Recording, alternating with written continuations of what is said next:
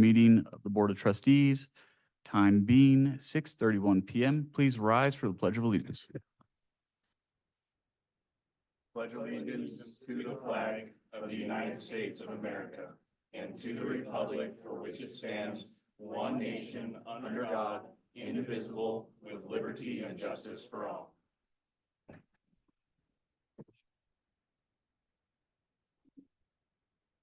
Mr. Clerk, make it a roll call, please. Trustee Daly, Present. Trustee Teets, Here. Trustee Mason, Here. Trustee Gator, Here. Trustee Wiegand, Here. Mayor Pro Tem McDonald, Here. Mayor Shosse. Here. Thank you. We have a quorum. Thank you. Are there any amendments to the agenda this evening? No. Any conflicts of interest with the agenda this evening? No. Okay. Before we jump into public comment, I'd like to say a few things. I'd like to thank everybody who filled out petitions of nomination and are going to be running for the town. I think that's admirable, and we need more people like you to serve the public and come to these meetings and help the town grow. So I really appreciate that. Another item was brought to my attention, a rumor that I would be moving before my term's up. If anybody hears that or knows of that, it's not true. I have no intentions of planning to move over the next 2 years or my term, however we phrase that. And then one thing for our board, Trustee Gator had touched on it before the new year, and I vowed to him that I would do better up here. I want to continue to do better for everybody up here, and I think as a board, if we can all see the problem in ourselves, I think we can start to solve the solution or be part of the solution. I think we can disagree better, and this year I really want to set that pace where we're respectful, kind, and loving to each other. And with the people that are going to be running, I would like for us to more or less express who we would endorse rather than who we wouldn't. And just keep that in mind. We're all people. We all have feelings, hearts, and they matter. So I would like this board to, at this moment, maybe agree to uphold that on just a talking terms of we'll do the best we can to run that way during the election. Do you guys agree on that? Perfect. Okay, now will be public comment. Members of the public wishing to speak on non-agenda items will be given 3 minutes to speak. Just fill out your name and then state your name for the record.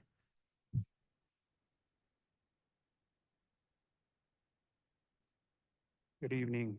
Good evening, Mayor, Good evening. honorable trustees, and town staff. I'd like to thank everybody for this opportunity to speak, to address the public, the board, and the administration. My name is Mario Quinones. Was born and raised in Colorado. I moved away for a short time and started my family in Texas. And when I moved back home, I really wanted my kids to grow up in Platteville, in Gilcrest, where I graduated from. But I found myself going to Fort Collins in Denver for work. I was self-employed at the time, and it just wasn't working out. So we used to visit Wellington quite a bit growing up. And I came through Wellington one day to do a job, and I was like, this is where I want to raise my family. So I moved to Wellington 3 years ago. I love Wellington. I believe that the direction that Wellington is moving in is awesome. I would like to be a part of it. I did turn in my petition to be a candidate for town trustee. And if I am elected, I would like to work with each and every one of you. And I look forward to the growth in Wellington and being a voice for the public and collaborating and contributing on this board. Thank you for your time. Thank you.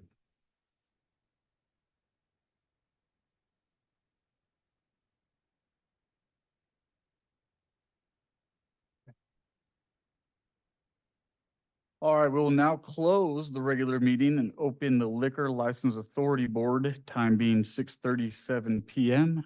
Mr. Clerk, make it a roll call, please. Trustee Gator, Here. trustee Wiegand, Here. trustee Mason, Here. trustee Teets, Here. trustee Daly, Present. Mayor Pro Tem McDonald, Here. Mayor Shosse. Here. Thank you. We still have a quorum. Thank you. Mr. Clerk, will you please read the item or the title for item C1? C1, new license application, public hearing, Family Dollar Retail Fermented Malt Beverage and Wine City License Application.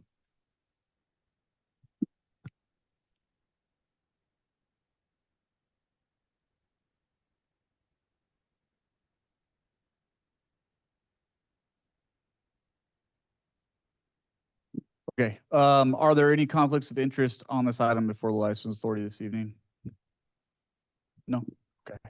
Does any member of the board wish to disclose any ex parte communications on this item? No. Board Secretary, Mr. Muhs, will you please provide an introduction on this item? Certainly, Mayor Shosse. Good evening, members of the board. I'm Ethan Muhs, Town Clerk and Secretary for the Liquor License Authority Board. Pleasure to present this item to you this evening. Family Dollar Store number 29016 has submitted an application for a new retail fermented malt beverage and wine city license. The town accepted this application and scheduled and noticed a public hearing for it in accordance with the requirements of CRS 44-3-311. A review of the application found that the establishment is in good standing with the Colorado Secretary of State. The establishment is current with sales tax, and the Colorado Bureau of Investigation reported no issues directly related to the establishment's liquor license applicants, verified by review of the Colorado Department of Revenue's master file for Family Dollar liquor license applicants. The applicant submitted documentation to establish the reasonable requirements of the neighborhood and the desires of the adult inhabitants. And the purpose of the public hearing, which staff recommend that you hold this evening, is to determine whether or not that application meets the specified needs, desires, and reasonable requirements of the neighborhood. Here this evening, we have, I believe it's Miss Margaret Beth, representing physically the Family Dollar Store. And virtually attending, we have a Mr. Tommy Jackson, who will be the primary respondent for the majority of questions that you'll have this evening. Unless there are no further questions, I'm happy to stand for any questions initially that the board has at this point. Do we have any questions from the board? Trustee Gator? So I guess the one question, and this is just, I'm circling back several years to the last time we had a new liquor application. I know as a part of that process, there was a background check that was not run by law enforcement. Then we were just, is that different with it being a corporation, that background check goes away just because it's not a sole proprietorship? So the way it works, Trustee Gade, thank you for your question. Applicants submit those background checks to the Colorado Department of Revenue's Liquor Enforcement Division, and they establish a master file. That master file has the verification information for the officers of a corporation like the Family Dollar. Okay. So in the course of checking the validity of that requirement for the town, that's the document that was used, the state And of everything- Colorado's. Everything was good on that. Awesome. Thank you. That was my question. Trustee Daly? No question. Mason? No questions. Mayor Pro Tem? No questions. Trustee Wiegand? Trustee Teets? Is this a time to only ask you questions or to ask the management questions as well? If you have applicable administrative questions related to the intake or presentation of this license initially, that would be appropriate for me at this time. If you have specific questions related to the needs, desires survey or anything else that's in your packet the applicant will present to you, it would be more appropriate to ask Mr. Jackson, Perfect. Thank you. of course. Go ahead and proceed, Mr. Muhs. Okay, that's all that I have for now, Mayor Shosse. At this point, I would like to just go ahead and invite Mr. Jackson to provide an initial presentation if he would like. Mr. Yes, Jackson, can thank hear you. us? I can. Thank you so much. Hello, I'm Tommy Jackson. I'm here on behalf of Family Dollar. Ultimately, what we're trying to do is obtain a beer and wine license. We are looking, if I'm not mistaken, everything in the package should be there. It should be up to expectations and the standards in which you set. Ultimately, what I'm here to do is explain the fact that Family Dollar, they use tips training. That's something that's very important, that's nationally recognized by anyone in the sale of alcohol. The biggest deal is understanding how tips training it reduces ABC violations and also is helping stores make sure that they are reducing fines and making sure that they are meeting all local rules. Beyond tips training, we're using bars training, and bars training is something I personally feel like it's a really good means to use to make sure that individuals are carding so that, again, if you have someone that you're not quite sure about, you're able to go look at the card, you're able to scan it with the device in which they give to authenticate identification. So again, Family Dollar also has a zero tolerance policy for anyone that violates any of the regulations that they set forth. The individual will be separated from the company. So ultimately, the goal here is to obtain the beer and wine license, and again, just to continue to be a good corporate citizen and serve our customers in the way in which they've asked to be. So if you have any questions at this time, I'll take them, but I thank you so much. Thank you. Trustee Teets? Yes, I noticed in the location where you have your coolers laid out, is that in direct view of your registers, or is there really no supervision? Do you plan on having videos in that area to monitor for theft? Yeah, so thank you so much. Thank you for your question. Typically what happens in there with the stores is they are in the line of sight of the register, and typically a camera is installed. That's what we've done over the stores that they've done licenses in. Again, as you can see, there's not a lot of alcohol in the store, so it's easier to manage by having it aligned with the cash register. So it will be monitored. Yes, ma'am. Perfect. And then that monitoring system gets turned over to local LCSO if you guys notice the theft? From my understanding, yes. Perfect. My only other question is, I had noticed in my time sitting as a trustee, I haven't seen anything besides this one have an opposition to it. There were 4 people that had signed an opposition to having sales of liquor. Have you reviewed their complaints or concerns just to reassure or verify that you guys are going to be doing up close monitoring, video systems, anything like that? So if I'm not mistaken, our survey was done by Liquor Pros, and what they were able to do is go in. Basically, what I've seen from most of the surveys is typically for those that oppose is more so wondering about it being a larger company and worried about potentially having a business impact with other smaller companies. However, as I often like to say, for most folks that I've seen from the data, is typically not that. Again, the store is not offering a lot of product. Ultimately, what it is just responding to a growing desire from its customer base. I would say no different than any other grocery store. So typically that would be the complaint I've ultimately seen, but beyond that, I couldn't tell you directly what that one says. Okay, perfect. I thank you so much for answering my questions. Yes, ma'am. Thank you.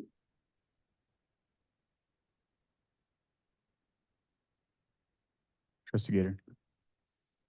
Yes, I just wanted to confirm on the location, because if I'm looking at the blueprints properly, the beer will be in I guess if I'm looking at the blueprint in that lower right-hand corner, but then the wine you have, it looks like it's in the end cap on the far corner of the store from the checkout stand. Is there going to be a separate monitoring system set up for the wine portion? So typically what I've seen the stores do now is, again, the camera usually set up to where you can see it and it's being able to be monitored. So from what I gather, there should be camera footage over each section. Yes. Got it. Okay. So that one will be reviewed by camera, even though it's not directly inside of the front area. Okay. Yes, Thank because you. they know to install the cameras. Yes, sir. Okay. Thank you. Thank you. Trustee Daly? No? I don't have any questions, thanks. Mason, good. All right. Yeah, Oh, no further clarifications, thank you. I looked at you. I could hear you with my ears. Oh, perfect. I now open the public hearing on this item, time being 6:46 PM. Now it's time for public comment on this item. Members wishing to speak, please approach the podium, state your name for the record. You'll be given 3 minutes. All right, no public comment. I will now close the public hearing, time being 6:47 PM. Any closing comments from the applicant? Thank you so much for your time. I truly appreciate it. Thank you. Thank you. Any closing comments from staff? The only comment that I would make is, if you have questions related to the needs, desires, reasonable requirements of the neighborhood as specified from the packet, it'd be appropriate to ask those questions before making your determination this evening. Absent that, if you were satisfied with the fact that the needs, desires, and reasonable requirements have been met, then staff would recommend approval of this license. Thank you. Any further comments? We're grateful for them being here in town. I utilize them on a regular basis. All right. Do I hear a motion on this item?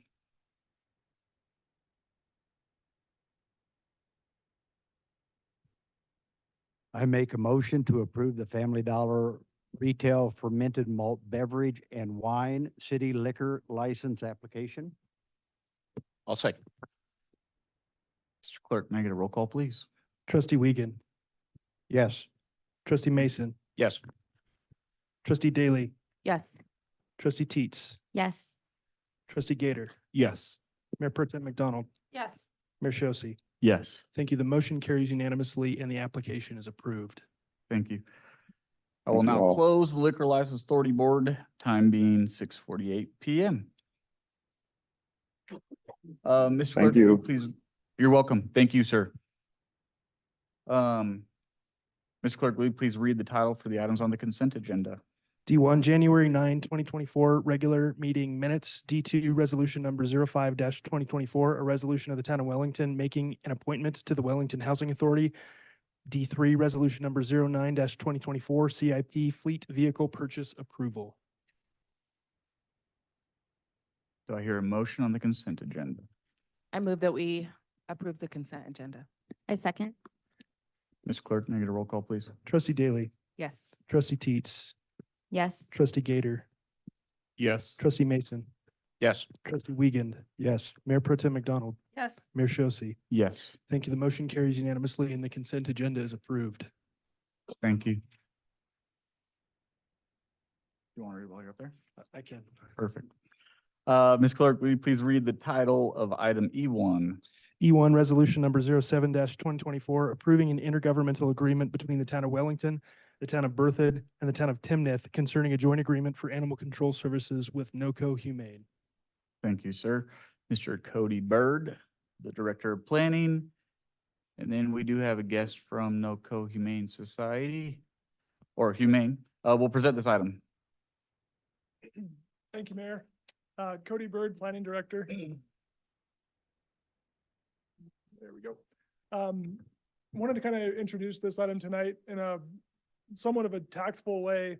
In your package, you have two different agenda items, but they're both related to the same thing. They really work together, but one isn't theoretically possible without the other. So we presented these two items with an IGA, intergovernmental agreement, being the first item, followed by a contract with NOCO Humane and the other communities in that IGA as a second separate action item, because approving them concurrently didn't really make sense to staff. So two different agenda items, but they're both related. Some of the information presented could overlap slightly, so if there's any confusion, feel free to ask staff and we'll be happy to clarify that. So to kind of kick this off, wanted to introduce that the town of Wellington has partnered with NOCO Humane, formerly Larimer County Humane Society, for a number of years to provide animal control services, animal sheltering services, in kind of a backup and supporting role. After evaluating on multiple parties' sides of things, NOCO Humane identified that that particular contractual arrangement didn't really work very well for their finances, because they had to provide a lot of support services, not knowing exactly when they would be needed, how they would be needed, and how much that was going to cost them to provide that when there's little predictability. And town staff was simultaneously evaluating those processes for having a single neighborhood service officer responsible for not just animal control, but all the other town's code enforcement needs as well. And the way that backup agreement was structured, any animal control concern had to be routed through a town employee who isn't available after hours, isn't available on the weekends, and had to be kind of a gate or a checkpoint for anyone that needed animal control services to get to animal control. Also put a burden on the Larimer County Sheriff's Office in terms of the number of calls being directed to them after hours or weekends and taken away from their need to protect the community in other ways. And so kind of that culmination of things not working very well or not meeting the needs of the community caused a reevaluation of what does the town want to do for our animal control services. We also looked at an example where Berthoud, communities of Berthoud and Timnath in 2023 partnered with NOCO Humane to provide animal control services utilizing NOCO Humane's existing shelters, existing equipment, existing vehicles, and trained personnel to meet the animal control service needs of Berthoud and Timnath. And we reached out to those other communities and they felt that that arrangement was working very well. It reduced cost for the two communities and for NOCO Humane to share existing resources. And when Wellington evaluated that proposal along with meeting with NOCO Humane staff, Rigo Nada is behind me here. In speaking with Rigo and his team, we identified that this was a good service for the town to meet our animal control service needs. And we presented this with the town's 2024 budget process for an amount that was contemplated with cost sharing between Wellington, Berthoud, and Timnath, along with NOCO Humane to kind of come up with that dollar amount. So that I jumped ahead a little bit to the contractual amount for the second item, but I think it's important in understanding what that means for this IGA. That's your first item. So kind of the communities and staff evaluated this and felt it was a good service and a good value to the town to meet our needs and relieve some of the burden on our existing town staff, take advantage of trained personnel for animal control services, and have a more direct line of communication for residents when they have a concern to get a hold of a patrol officer to come up and respond to that more effectively and help resolve the after hours and weekends type of calls that town staff got a lot of that we couldn't really do anything about until we got in Monday morning and saw that that call had been made. So going back to your first agenda item, apologies for jumping back and forth. But the first agenda item is an intergovernmental agreement with the communities of Berthoud and Timnath. And it's a pretty simple document. And basically what it states is that the three communities agree to work together to share the information and share the costs of the joint agreement with NOCO Humane for animal control services. So that IGA essentially just agrees that the three communities are going to work together to share animal control service costs through a joint agreement. Any questions on the IGA? Trustee Teets. I do have a question. So, and I apologize, Mayor, if I needed to ask this previously. If we enter into this intergovernmental agreement, does that mean if we vote and the contract fails on the next item that we're already in an intergovernmental agreement? I'm trying to figure out why this one is coming before. So, because we wouldn't need to be an intergovernmental agreement if the contract fails. So that's what I'm trying to figure out. Should these have been swapped in our planning to see if we want to pursue additional options, or does the intergovernmental agreement come first? Yeah, good question, Trustee Teets. And the reason why the IGA is presented first is because we really can't enter into a joint agreement partnering with those communities if we don't already agree to work together. The contract itself is structured more with NOCO Humane. They would be the ones working directly with the town of Wellington, but that contract amount, the amount that's paid for the contract is predicated on the savings there, relies on all three communities partnering to share the cost to keep the cost down. So if we don't agree with the IGA to share the reduced cost, then the contract isn't available to us. That's why we presented it this way. But I think to your point, they're integrally tied. So if you know, support of one would logically result in support of the other, or vice versa. So do we need to ask both our questions for both of them now then? Or wait? from a staff standpoint, comfortable answering any of the questions. I think there's probably an element of meeting procedure for the way we presented this with two different agenda items and how you want to allow public comment in that discussion as well. So I would defer to the mayor or the town attorney for Go ahead, Mr. addressing the meeting Sapienza. procedure. I think these two items are so integrally, they're so linked here that it would make a lot of sense to have this public comment as one agenda item and then two separate motions, I believe. I think if there could be a presentation on the contract itself, I think that would help inform the whole thing. I think that's appropriate under our rules. Okay.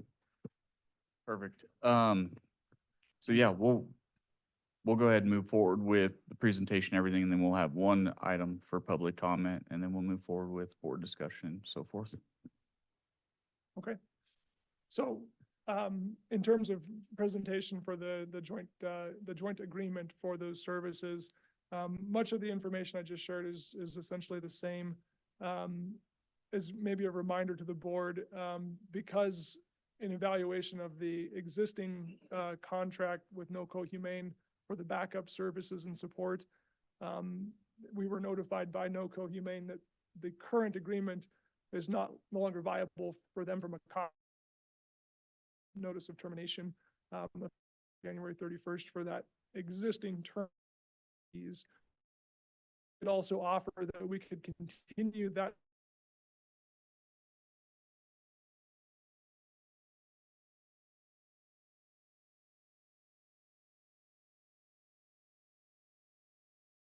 cost was in excess of the proposed joint agreement cost. It was roughly $34,000 is what town staff calculated based on the last 12 months of activity. And then 19,694 through cost sharing with other communities was a much more palatable number for town staff. And so that's what we recommended for your 2024 budget. And that's ultimately what was approved for that dollar amount for animal control services. So the proposed contract provides consistent animal control services. You've read that contract, so you've seen that there are defined regular NOCO human. There's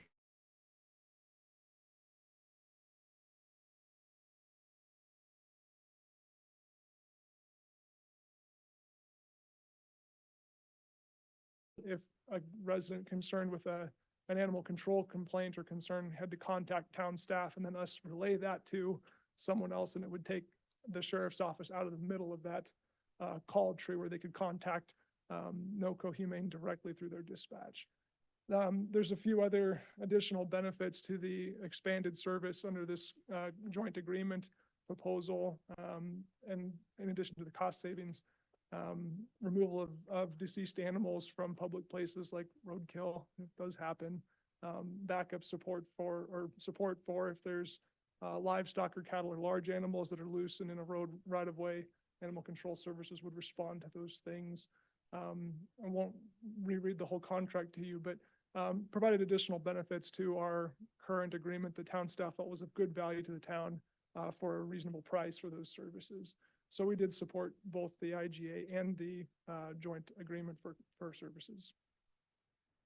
I'd be happy to respond to questions that you may have. And again, Rigo Nada with NOCO Humane is here to respond to questions as well. Perfect. Thank you. Trustee Daly?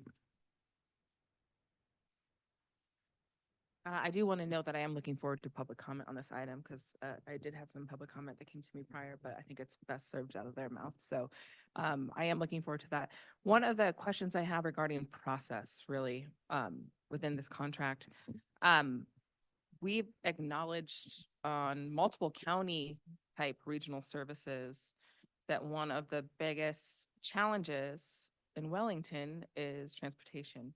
So the scenario that keeps running through my mind, and just because it happens every day, where dogs get out,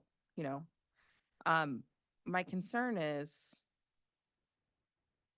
when those dogs are then taken to their facility, which is a significant distance away from Wellington, and if the owner of that animal doesn't have the means financially or for transportation to retrieve their animal, what happens in that case? Because the transportation concern, we talked about this for mental health services, everything like that. All of these services are in the furthest end, pretty much, of Fort Collins from us. So I do want to bring up that as a concern. And that's not just what was happening now, then versus now. It's the same scenario, same services. So I'm not going to say that this contract is making that specific concern present suddenly, but I think it is an honest challenge, I think, that residents could face, especially if your dog's running around the corner, right? Retrieving and getting back into your yard is one process, but going and getting it from NOCO Humane may not be an option at all. So I have some concerns regarding those kind of transportation kind of questions. So is that challenge or concern acknowledged at all? Is there any assistance or help, or how would that work exactly? Are you guys able to check chips, return them to their homes prior to taking them to facilities? Or could you just help me understand how it works? Certainly, that's a fantastic question. So when our officers in the field, when they pick up an animal, we carry microchip scanners in there. So they're able to scan if possible. Sometimes there's issues with animals being fractious, meaning aggressive or unhandleable, but to the best of their ability, they'll attempt to scan for a microchip. They can then radio in to our dispatch to then have that microchip traced, and they make every attempt to return an animal in the field if possible. They're also looking at license tags, ID tags, names or numbers written on collars. So they make every effort in the field to return that animal. And as you said, we impound animals throughout the entire county. So we pick up animals as far south as the southern border near Lyons, all the way up in Red Feather and Glacier View. So all over the county. It's definitely an issue for some people. That can be a problem with transportation, time, and that sort of thing. But our goal is to get that animal home. So we'll make every effort, and there's communication that can be made with our facility. And I know that the staff there will often work with somebody. There are limitations on how long an animal can be held or what kind of assistance can be made, but Yeah, in those scenarios too. So it's not necessarily just being able to get there. It's then you're subject to a lot of charges that I've noticed in here. You know, the charge for, boarding them or all those items if they're not licensed, which we don't necessarily require from the town of Wellington. There's a lot of potential fees. Like they could really actually stack up when you're considering the scenario. So the convenience, it's your dog. I keep saying kids because I think of them as kids, and it's a traumatic process if this were to happen. We're so windy, but fences blow over open gates all the time. So and people don't know until they get home from work. So it's one of those things where you may have attempted to return them. They don't even know they're missing until they get home from work. So I just think of this right now because I picked up 2 dogs today. So this is why I keep thinking about this scenario of what would have happened. So I have some concerns like that. Right now, neighbors taking care of neighbors, they would return or take a dog to one of the local veterinarian hospitals, right? Where they would then, scan them and contact owners, hold them.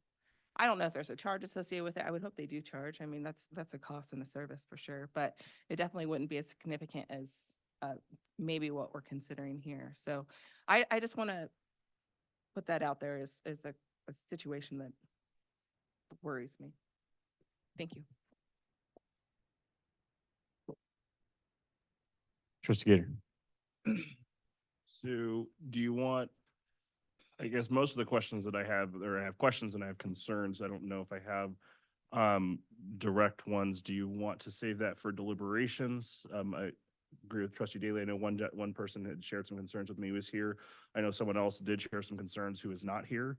And I think they're relevant, but I don't know if you want to go through those now or during deliberations. I'm good either way. How many more of you have the same scenario? Questions? Trustee Wiegand? Questions or something that you think's for? I would agree that I do want to hear public comment. I do have some concerns on this particular topic, but I can hold that for after public comment. Let's hold it for after public comment. You got it. All right, at this time, we will open it up for public comment. Those wishing to speak will be given 3 minutes. Dina, owner of Tabby Road Animal Hospital. Do have concerns, so we'll start with recent statement. I'll speak from previous experiences with the shelter. We live in Buckeye, so north 8 miles. In a blizzard, of course. Pretty innocent thing. I looked for them all day long, couldn't find them. Looked for them all night, couldn't find them. They have microchips, by the way. And get a call at 10 o'clock the next day. Hey, we got your dogs at Humane. Back then it was called that. And I said, well, you got my dogs. Why didn't you just scan them in the field like he said? We scan them in the field, sorry. Scan them in the field and return them to owner. Sounds really simple and nice. They don't. He says, that's not my job. That's not their job to do that. So went and got my dogs, and they'd been vaccinated unnecessarily because they didn't know my history. They charged me about $300 to have 2 dogs that were chasing rabbits, gave me a summons to appear in Larimer County Court. So whole thing cost me $500 for my dogs just running, amok, and they would have come back on their own, but a good neighbor thought they were, probably just doing the good thing. So I disagree with his statement there. It's not as rosy as he says. Also this, brought up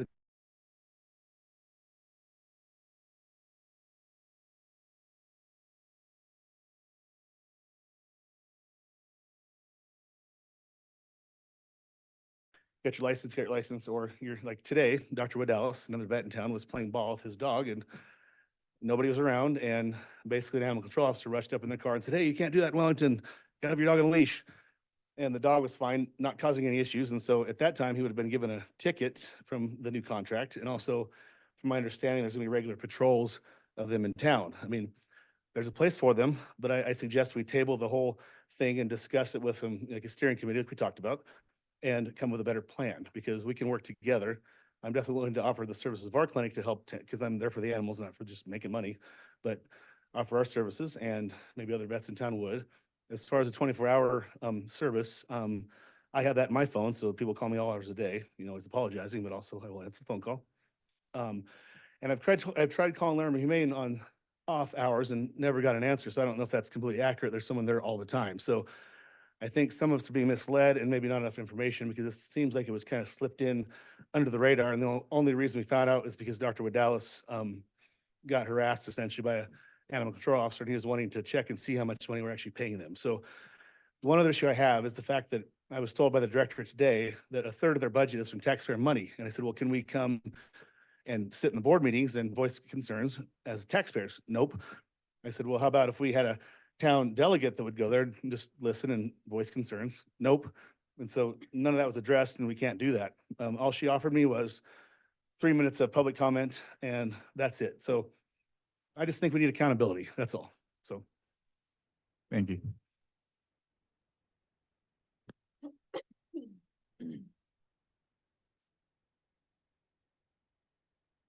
All right, no more public comment. Okay, I guess now this is kind of messy. Technically need to make a motion before we have further deliberation, but we're doing it on 2 items. Usually the board has kind of some final comments and discussion prior to a motion. There's final comment Okay. after that. I might maybe recommend breaking it into deliberation and a motion on the first item, followed by deliberation and motion on the second item. Okay, perfect, thank you. Bring back, Trustee Gator. So I did speak to White Alice this afternoon, actually, got a request to speak with him and had to take it on my lunch.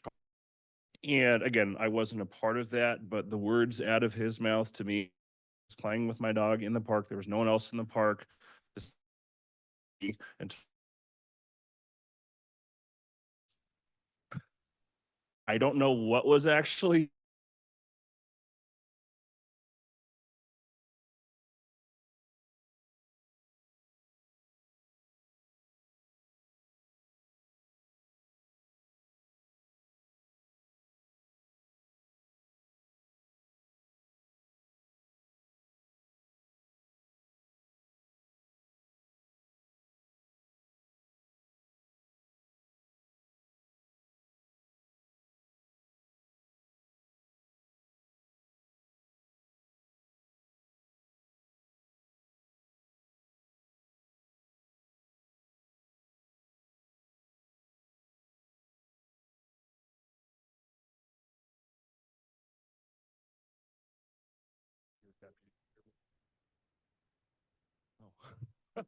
I'm sorry, Trustee.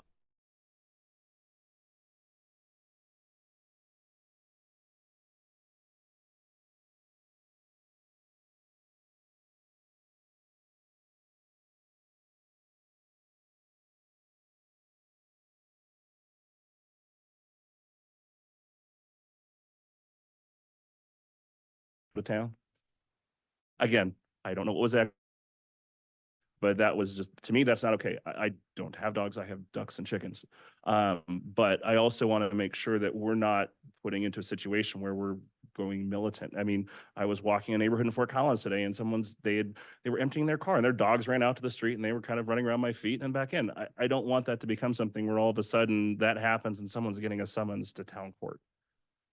So I don't know if there has been engagement with members of the community. I liked the idea that Mr. Zadina said. We've done roundtables for water. We've done for strategic plan. We've done steering committees where we've actually brought in members of the community.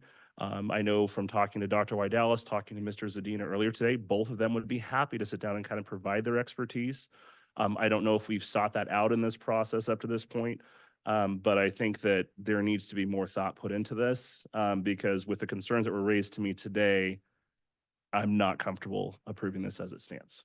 So that's kind of where I'm at. Thank you. Trustee Teets. So mine were more questions and then I'll have further discussion on it. So when you're looking at the contract, there's a lot of verbiage without a lot of detail presented. So when you look at it, it says weekends and after hour services, but it doesn't state what that cost is. So are we billed per hour when you guys get called out off hours? Is that a contracted amount? The contract lays out there's a lot of additional fees, but there's no fee schedule to what we are actually looking at as a town if these things do happen. One of my concerns that Trustee Daly had brought up was one of the things I have written down. If you have a call going on, you said all the way up to Lions is where you guys answer call. If you guys are answering call all the way up in Lions, are we paying for the time difference and you guys to transport from Lions to Wellington? Because in this contract states that you guys will subtract time for any kind of summons that have to be served, any additional items that have to be accomplished. I would have asked these questions before. This is the first time this contract in fullness has come to us as a board. So I would like to have some kind of fee schedule on what we're being billed out for additional items. Says that carcass off of town property. It doesn't say that someone can call in and report that there is a dead animal somewhere and they will come without a charge. It typically, from what I'm reading, you guys would assign that charge to the person who called the dead animal in if it wasn't in a town right of way or town property. Trust, thank you for those.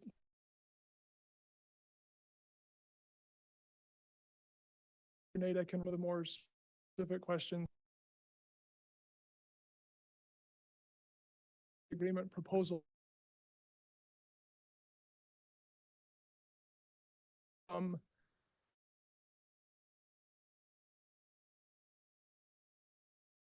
$694 for the fiscal year of 20.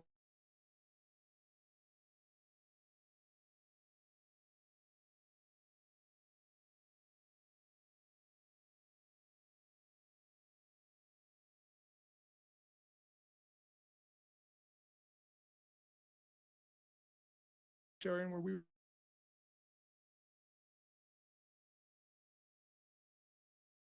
pro rata share of that quarterly amount is and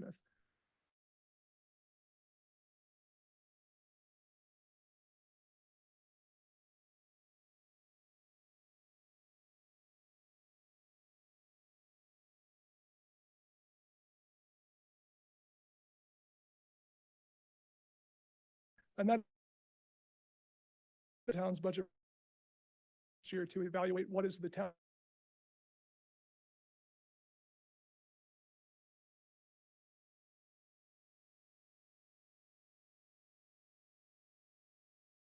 agreement.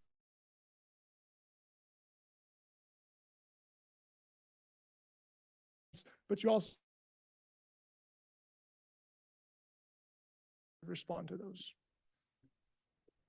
I think Mr. Byrd identified the issues about like the cost per year. So there's no additional cost beyond that lump sum for the annual cost.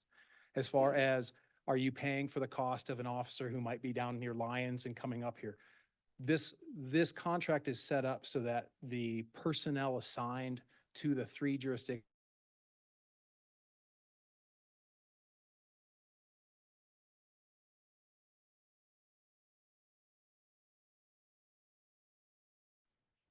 No, that wasn't my question. So on page 72, number 4, commission to enforce ordinances, it states all costs associated with such commissions shall be paid by the applicable town. Yes, okay, so, thank you.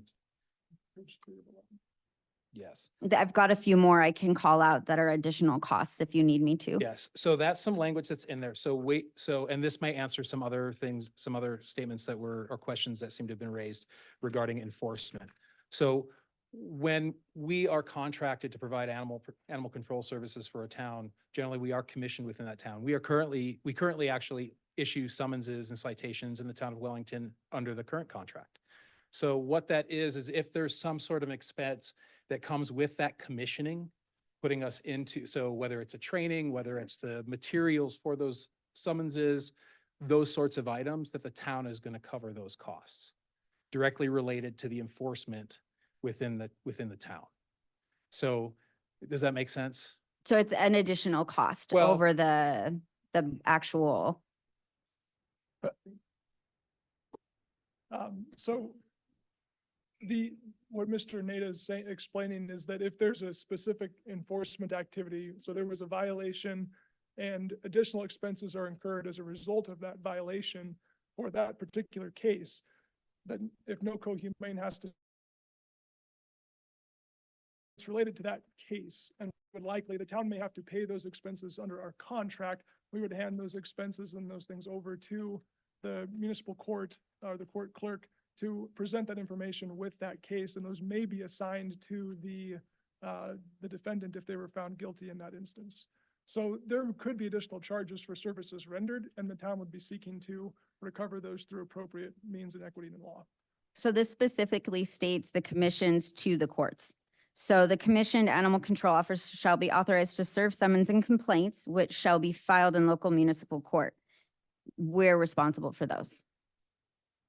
In this section, Trustee Teets, it's about the police of chief commissioning them, making them officers of law. So commissioning an animal control officer is making them an officer of the town of Wellington. So it's really Larimer County Sheriff's Office saying this animal control officer has the authority to enforce Wellington Town Code. So commissioning here is not a large expense that we don't already incur. It says that those commissioned officers are able to serve summonses, authorized to serve summons and complaints, which shall be filed in local municipal court. That's how we enforce municipal code. So those are expenses we take on right now to have a municipal court. The commissioning process is really just Larimer County Sheriff's Office or the other police departments in other jurisdictions having a process where they sign off on these officers. So it's not a large expense. It's not a large ongoing expense. Does that make sense? All I asked is if it was additional fee. The answer is yes for our town. That is what I'm understanding. So the other one, it states enforcement. I don't know that it is an additional fee. I'd It would be appreciate you included- not. It would be included with the Larimer County Sheriff's Office as being our police office for the town. Okay, moving on. Number 5. Time spent on emergencies may be flexed from regular duty hours. So most of our calls that I have seen come in when people are home. They often don't happen like during the day. It's when people are coming home from work, out and about in the town, or on the weekends is when, if you look through Let's Talk Wellington, you'll see most of those calls come in at that time. So if you're getting most of your calls in off hours, then a lot of those emergency hours could be spent from our regular hours having to respond to evenings and weekends. It's so, yes, let me explain that a bit. I do not believe, from my experience, I'm in charge of the statistics and looking at the calls jurisdictions that we serve. The majority of calls in the town of Wellington do not come in the after hours, in my knowledge. So hours. What can happen, and this provision is in every contract that we have, in that if calls come, every contract that we have has a certain number of hours that regular services are being provided. If we find that there is an inordinate amount of time that's being spent in the after hours, some of those hours can be flexed from the regular hours. I can tell you in practice, for the last 20-some years, we have never done that. We have never hit a point where so many hours are being spent in any one jurisdiction that the decision was made to flex those from the regular hours in over 20 years.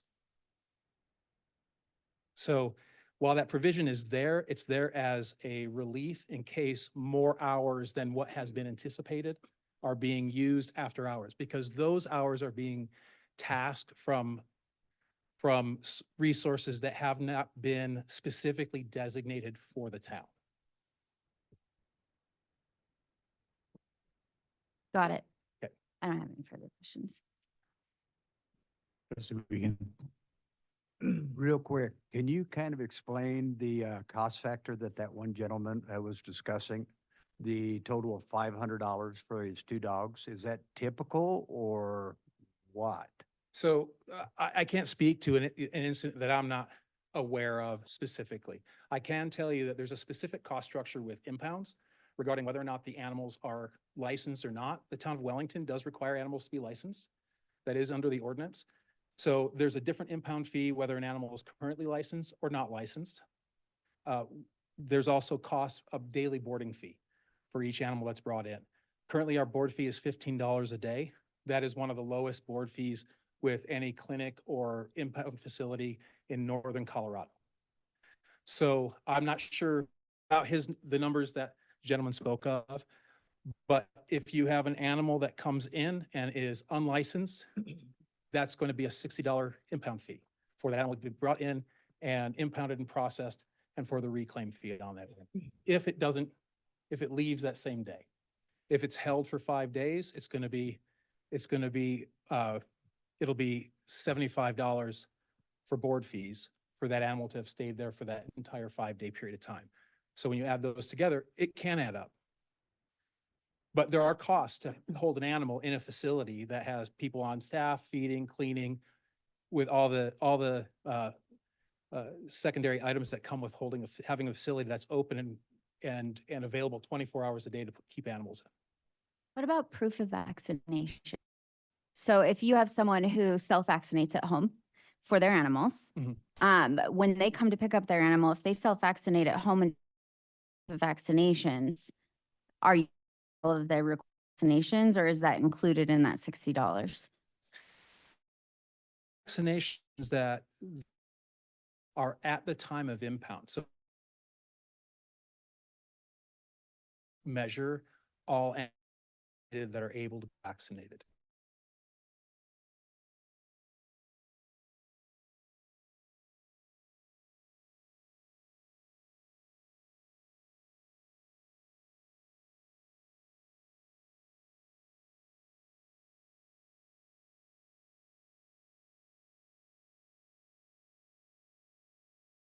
Impact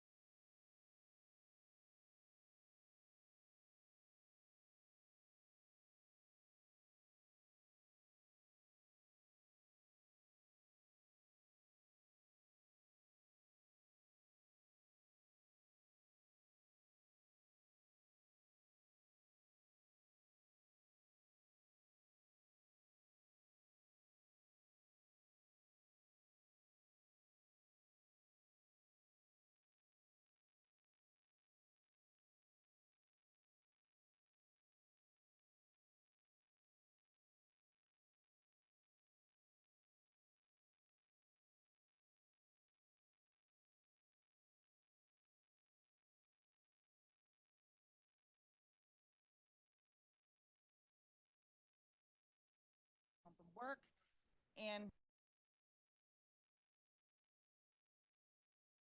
that people would generally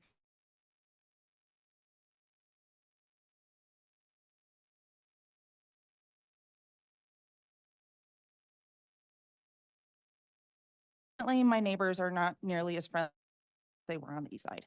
And my experience has been with code enforcement and a parking.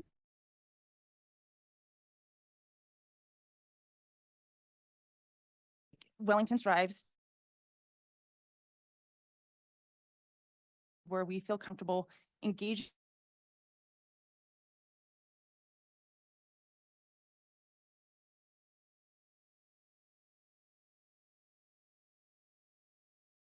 responsible pet owners that don't vaccinate their pets, and that when they bite people, it causes serious infections or lots of strife for families.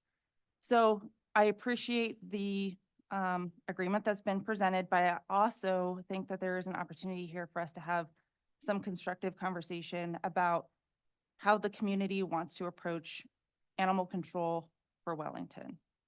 That's it. Thank you. Thank you. Trustee Mason. Yeah, Mr. Niera and town staff, I really want to thank you guys for getting this in front of us. I do share some of the same concerns that my fellow trustees have, especially specifically paragraph 5, Part A of the amended and restated joint agreement for animal control services, specifically the enforcement schedule. It says 1 animal control officer and vehicle shall be in service 8 hours per day, 5 days a week on a schedule mutually agreed on by the parties. I guess my big question around that was just to understand, does this include some kind of regular patrol as far as an animal control officer goes in Wellington? My understanding up to this point is all of our services have really been on a ad hoc basis, really with NOCO Humane up till now. So I'm just trying to understand, would this patrol and Since January 1st, town staff,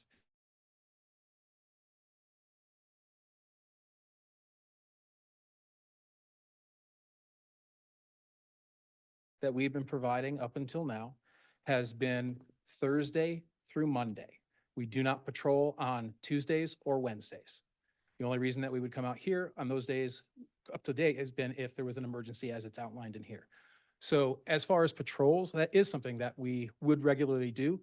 Part of the contract is regular enforcement. So that means coming up into the area, call or not, having a presence, being available, driving through and looking for things that might be against the ordinance. As an example, I don't know the exact number. I looked it up before I came. I looked up just what kind of activities we had done up here in the last 5 days, right? So had 5 days of service prior to today. We had 1 officer contact, I believe, back up. He found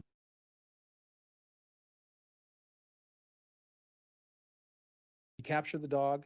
He checked the tag. The tag belonged to a house that was nearby. He made contact with that person, advised them that the fence that the dog was near when he saw it originally, bordering on the park, seemed to have a hole, and that the gate, when he came around, was open. So he made contact with that person. He returned their dog. He let them know about the issues that he observed, and he left. No warning, no citation was issued. No impound fees were charged. So that's part of that patrol. It is part of the service. However, if the town doesn't want regular patrols through their public areas, that's the town's prerogative. And we'd be happy to enforce a presence here that the town would prefer.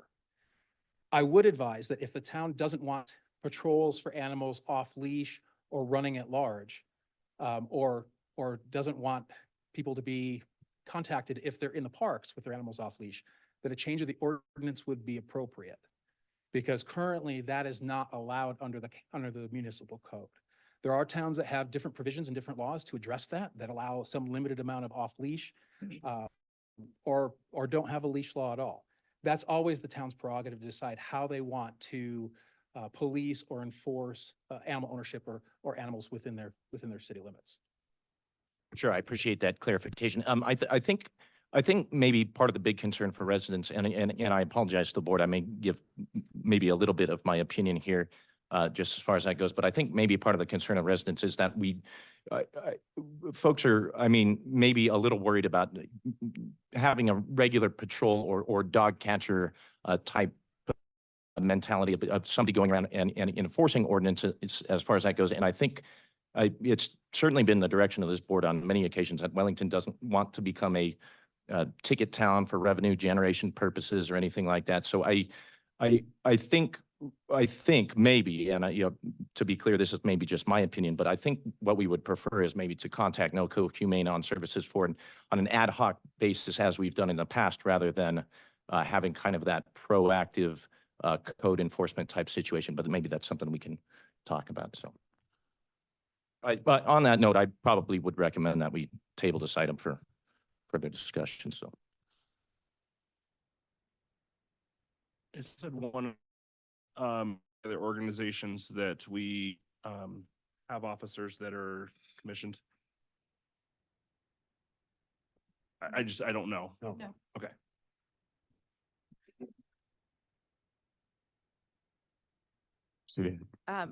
I do feel based on the conversation here that we may want to readdress, you know, what contractually we do want to consider. I hear a lot of concerns and questions.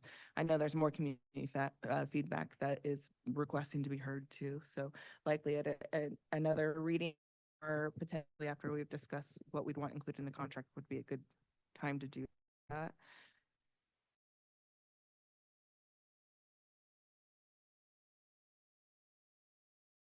Do licensing, it is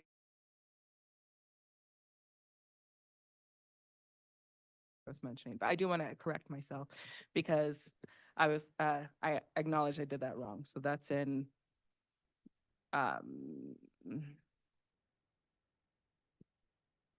Article 4, animals, Division 3, Section 743, 310 license requirements. So I do want to note that we do have that, of course, in our code, but it's not necessarily a process that we're fulfilling and operating within. So, and if that's the case and we're asking, we're creating a contract for you to enforce an ordinance that we aren't practicing, then that's not right. So we got to clean that up, I think. As you said, if we were to contract with you to enforce our ordinances, then we should have ordinances that we stand behind.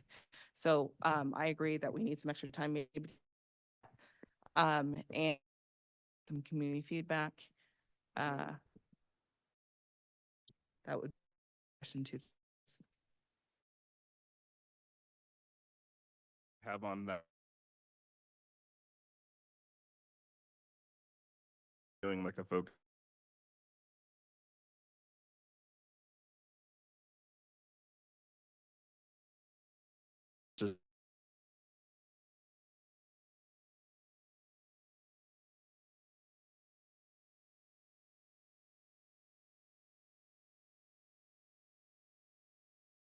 Them trying to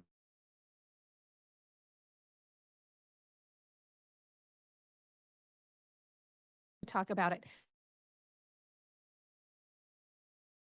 Another roundtable.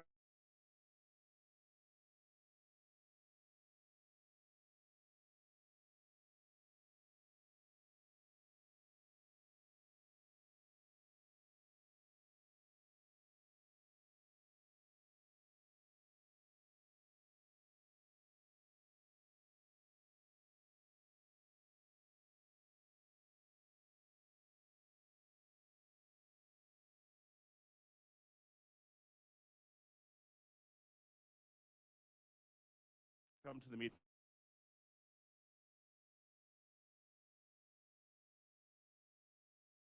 On that and say, well,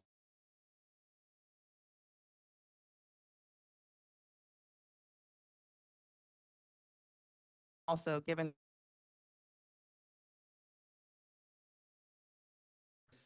needed. Mayor, could I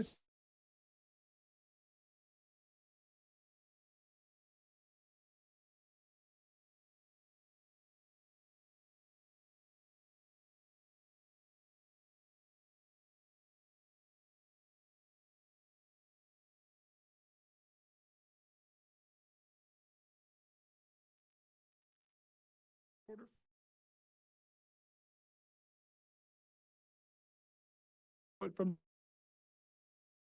this makes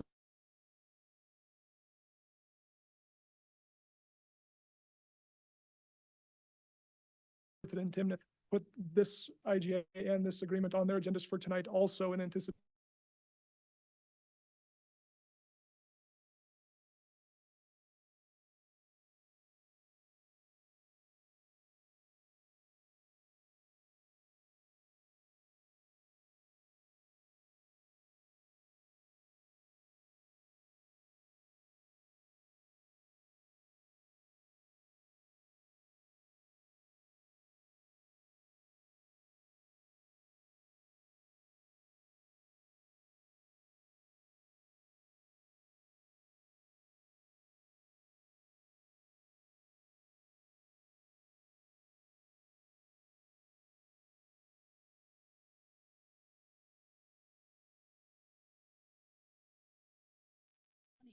So much. I mean, we've asked some questions and there have been a few.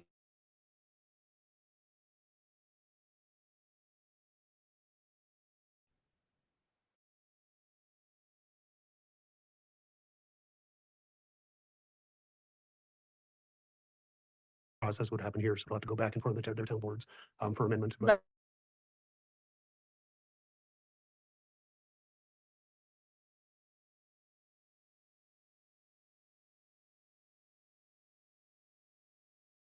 there'll be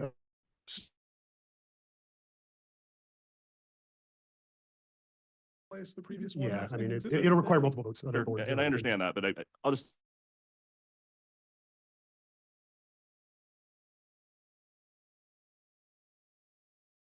Rather not.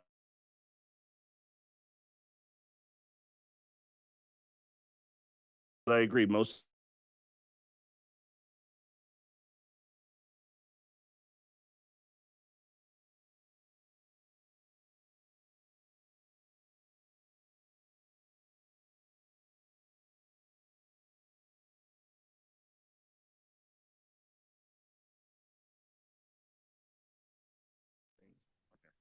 But that's just from my perspective.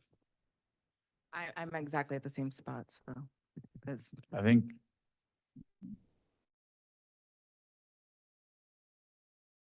know when these other two towns received this contract? Because we just received this contract in full.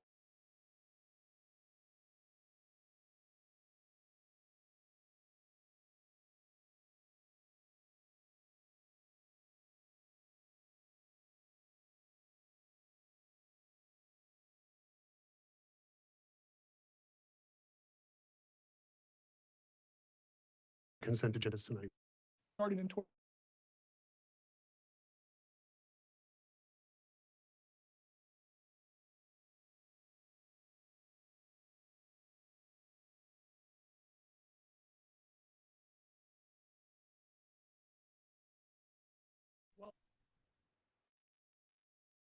same term.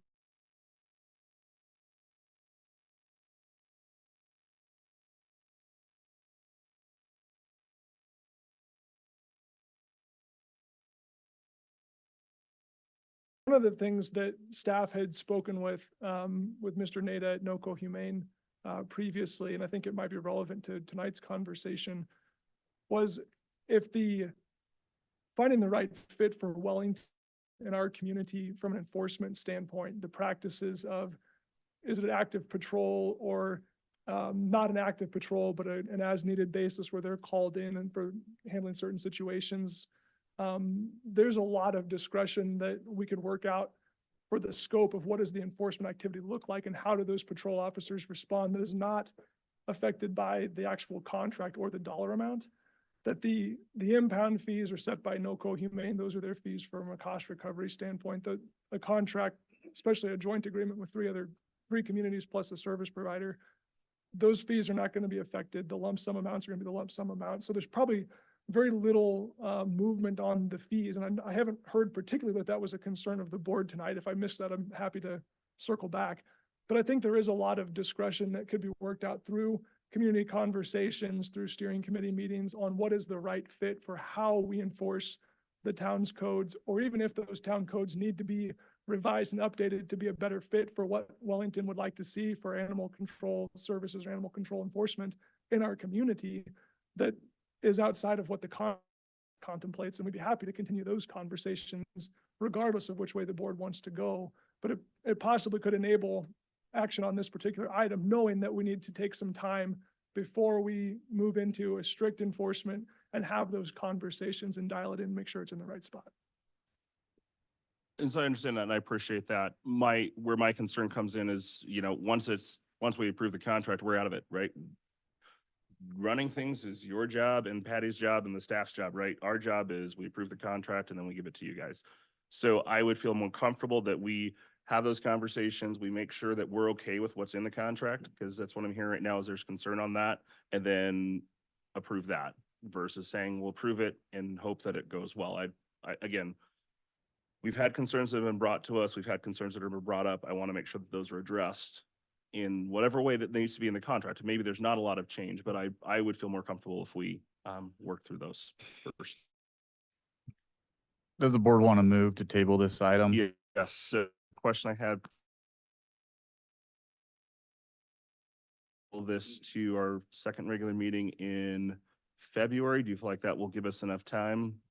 Well, the one, Mayor Shosse, I apologize for the interruption. I'm having some issues with the Wi-Fi. Could I get a 2-minute recess to end the Zoom, reestablish the connection and restart the Zoom so that we can make sure that this is recorded? yes. You. Do we need? you I'll wanna make a officially- motion to table or To recess. take a recess. Second. Thank you. At 7:44.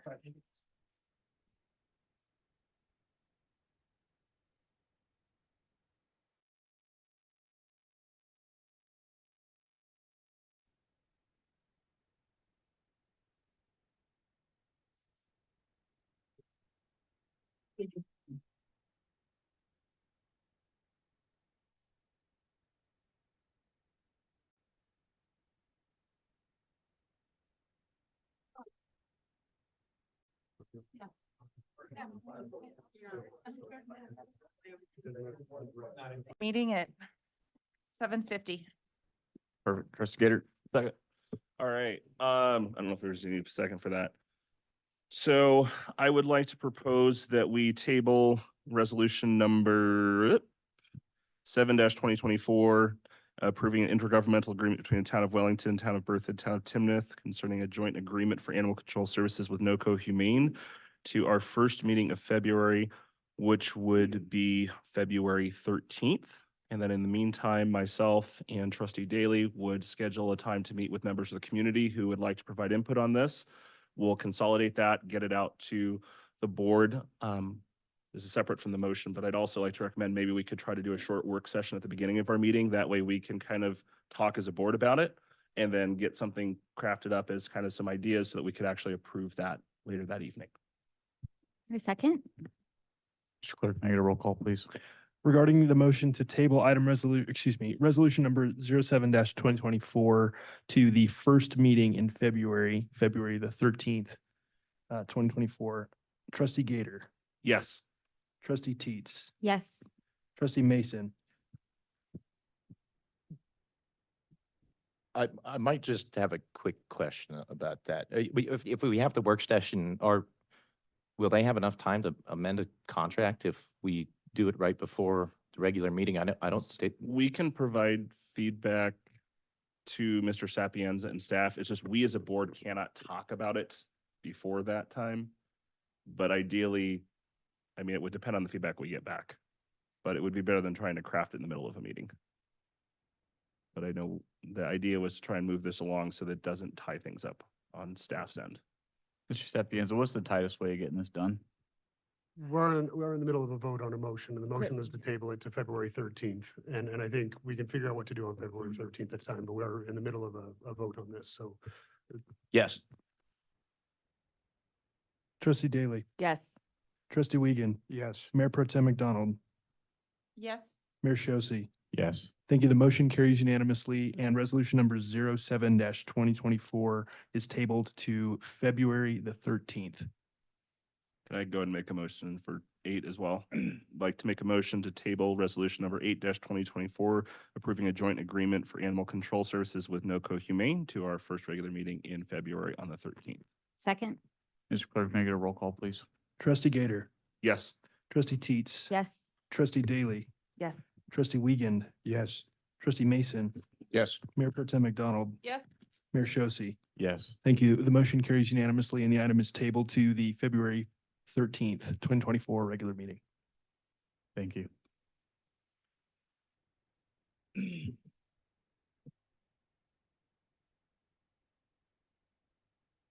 All right. Mr. Clerk, will you please read the title for item E3? E3, continued ordinance number 02-2024, approving Sage Farms annexation and Village at Sage Farms annexation, establishing zoning as planned unit development, approving annexation agreements, and establishing vested development rights. Thank you. Mr. Byrd, will you also present this item? Yes, thank you, Mayor. So a little bit of background on this, this next item for ordinance 2-2024. This particular, development proposal was originally presented to the board, beginning back in July of 2023, with a couple of petitions, for annexing, property into the town of Wellington. The board held a meeting on August 22nd that included conducting a public hearing on that annexation, the zoning proposed by the developer, which was a planned unit development, and a request for vested development rights for a phased development plan. The this particular development request has been continued a couple of times since that original presentation to the Board of Trustees. And those continuations were requested in order to allow additional time to review and coordinate on water well rights and non-potable irrigation for the proposed development. The board held a work session last week at this time to discuss and provide guidance and direction on the non-potable irrigation water for the proposed development and the water well rights. And we have since, as a staff, coordinated with the developer and town review to craft language to insert in the annexation agreements that were originally presented back in August of 2023, and inserted that new language for that placeholder that we had in there for the wells. So that's new information in your packet tonight, is that non-potable irrigation section. Most of the rest of the information that's in your packet, you've received a couple of times in the other meetings, and that information hasn't changed. I should say, at least hasn't changed significantly. There were some cleanups, some clarifications, some consistency issues that we cleaned up. But the overall intent and purpose has really not significantly changed since that initial presentation. I did include links to the past packet materials in your agenda report as an effort to kind of keep materials concise and not duplicate multiple attachments. So I didn't receive any requests for additional packet materials from past packets, but we have all those if they were needed. And in your packet tonight, wanted to highlight there are the packet materials that we did include that are germane to the board's consideration of the items that you're being asked to consider tonight. What you do have in your packet is a conceptual master plan for the overall phased development. That's accompanied by a corresponding planned unit development zone map for Sage Farms annexation. And you also have two different annexation maps. One of them is 2 pages long because of its size. The other one is 1 page. So you have 3 pages in total for 2 annexations. Those annexations are considered serial annexations. They're adjacent. All the things are being considered together. And you can approve a serial annexation in one consideration. So that's all kind of presented as one packet, but it's 2 separate documents. You also have the annexation agreements that were updated to include the information for non-potable irrigation water. We did identify a couple of things where there were some labeling and formatting issues that were just inconsistent with the exhibits. There were some A's and B's mixed up for B's and C's, so we cleaned those up for consistency. And then we added signature pages and things like that. There were a few things that needed to be included. And we also included the annexation impact report. That's a statutory requirement.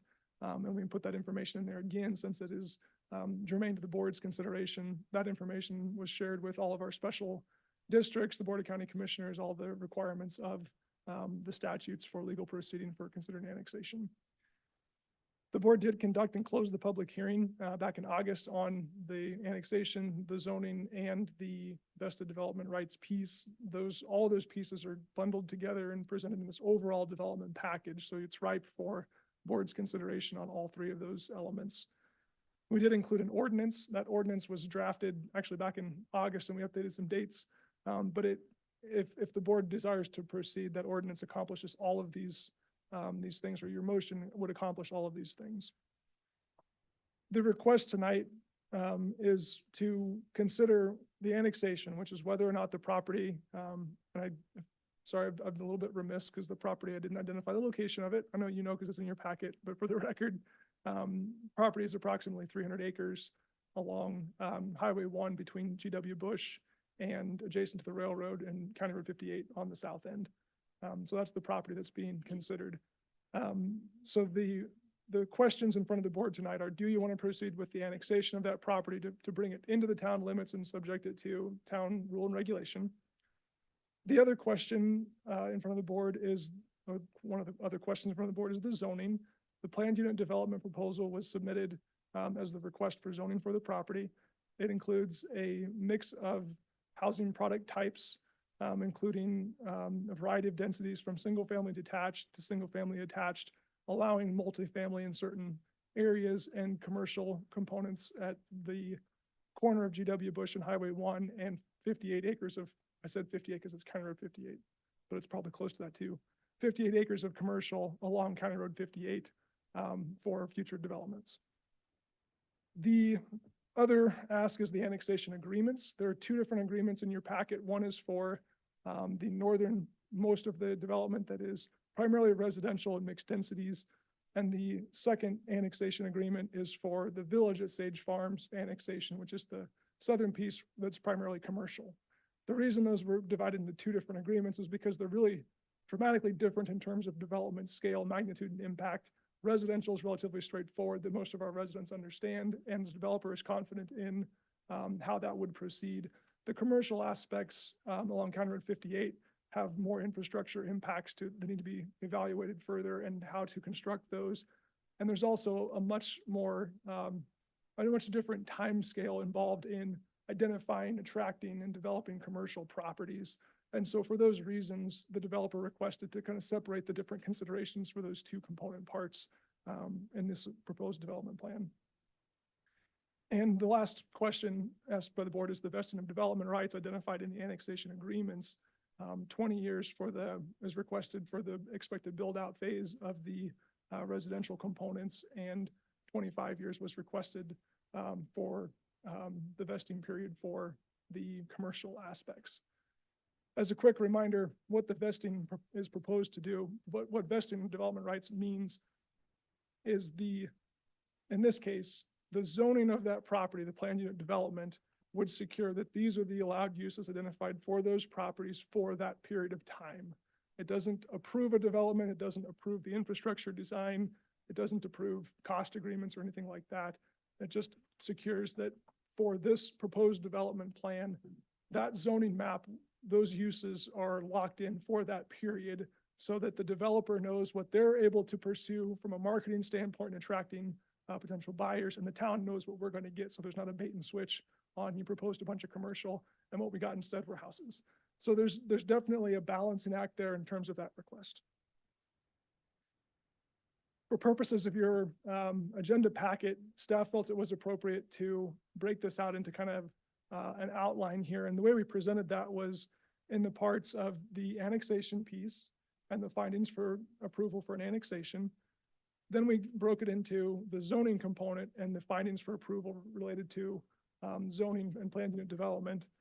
And then the last section is the annexation agreements, which in other words, it's presented as these are the conditions of the approval. It's the operating conditions for how those annexations would proceed. I wanted to kind of wrap things up, and I acknowledge Mr. Darren Roberson is here in the meeting or in the audience here tonight to present additional information and respond to questions. But I wanted to highlight a couple of things that maybe beat him to the punch. In the December meeting, we were presented with a letter of intent from Kevin Unger, CEO for UC Health, with intent and interest in acquiring properties along County Road 58 in this commercial corridor. So we anticipate leveraging that and continuing those conversations with UC Health for helping them potentially find a viable site in this proposed development plan. We've also, staff is aware that the developer, Mr. Roberson, has had conversations with another potential purchaser for the 9.5 acres of commercial at County Road, or Highway 1 and GW Bush. We've seen a proposed conceptual layout design for lot arrangement, potential marketing strategy for commercial development of that commercial corner. And in your annexation agreements, it contemplates two additional concepts for as part of this annexation proposal. One of them is that the developer would contribute $100,000 of developer funds for assisting the town in pursuing a transportation and mobility master plan study and an impact fee evaluation for transportation that would inform not just this development, but town-wide development. And the town did appropriate $100,000 in the 2024 budget in anticipation of this developer contribution to make a total package of $200,000, which was the estimated amount that town staff contemplated would be needed for a study of that magnitude. And lastly, the Board of Trustees was presented with information about a proposal for a piece of property that's could be strategically located within town for future town facilities. The use in town facilities were not identified because it's kind of an open book on what the town might need or desire for that area. It is a location that's adjacent to what was identified in the 2015 Park and Trail Master Plan as an area that could be a future recreation center. And the annexation agreements contemplate that if the developer were to go and acquire that piece of property, it would be eligible for an exchange for other property that might otherwise be dedicated for park and open space in the 300 acres of proposed development. And since that was originally presented to the board, the developer has since closed on that strategic piece of property and owns it outright. So we wanted to share those updates with you, kind of in contemplation of this big package that's in front of you tonight. I'm happy to respond to any questions that you might have on the packet materials, the process, or any of the information needed by the board in your deliberations on this particular request. And Mayor, I'd also like to introduce Mr. Darren Roberson to see if he has any additional information he'd like to share. Thank you.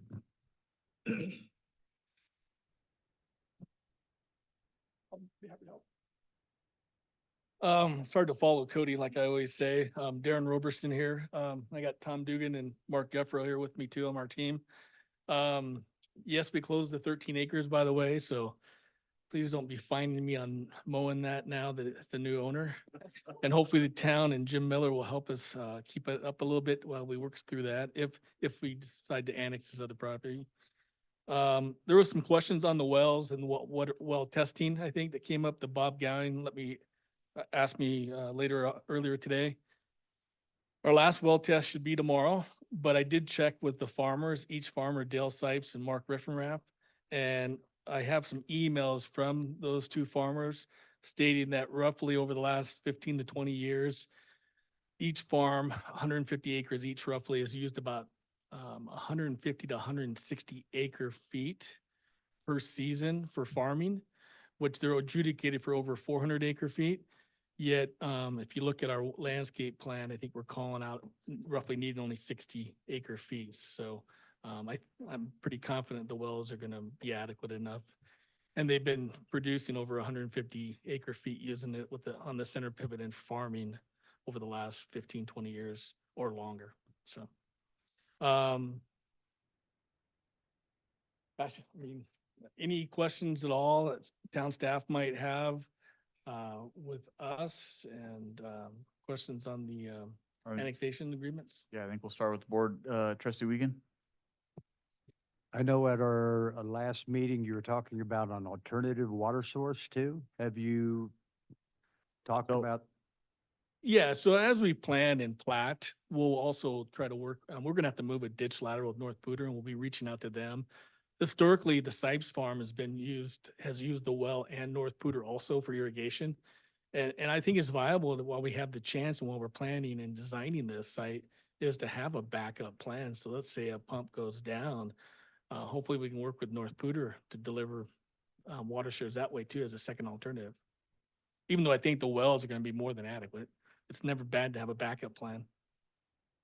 So, I also want to keep in mind as we're doing this, this is the annexation process, the discussions of water and whatnot will follow before anything is moved forward. I'm sorry to interrupt you. May I respond to Trustee Wiegand's question? also? Absolutely. As I understood it, the question was, have we contemplated the redundant supply option or contingent supply option? And we did include that in the annexation agreement that's proposed. It's on, beginning on page 111 of your packet is where that section on non-potable irrigation starts. And what we highlight in the proposed annexation agreement language is that we don't know the design, operation, or maintenance responsibilities of those systems yet. But what we identify is that if at any point along the way, we expect that there's enough irrigation water to meet the irrigation need over time. If at any point along the way, there's a development proposal that's submitted for a phase and it's determined that there's not adequate well irrigation water, at that development agreement proposal for that phase, the town could require additional water supply and what amount of additional water supply would be necessary to meet the irrigation needs for that proposed phase, and every subsequent phase would be the similar process. So at any point along the way, at the board's work session, we talked about risk management. If at any point the town were to determine that there's not adequate irrigation water, the town would not be obligated to approve that development phase until the water was satisfied. I hope that helps answer your question. Yeah, and just to clarify, each phase would be brought before the board before it is began. Right, and that's a requirement of your land development code to bring those phases forward for approvals by the board. Thank you. Good. Trustee T. With this PUD, how many phases are you planning? I have no clue. I mean, this is a huge development. I don't think anybody realizes how big it is. That's why we're asking for 20 and 25 years. I mean, I would hope it would phase out maybe in 8 to 10 phases. I'm looking at Tom Dugan now. But 8 to 10 phases is actually still quite large. And I mean, depending on what the economy does, and it could be 15 phases. So we have no idea. We don't know the future. But we want to bring it through wisely and bring it in front of the board as time and the economy allows. So hopefully that answered. I mean, Kind of answered my Sage- question. Sage Meadows was 5 phases, 450 lots. This is, if based off of what we did in Sage Meadows, the commercial's 1 animal, but just the residential, I think, would equate to 8 phases, 9 phases at a minimum. So.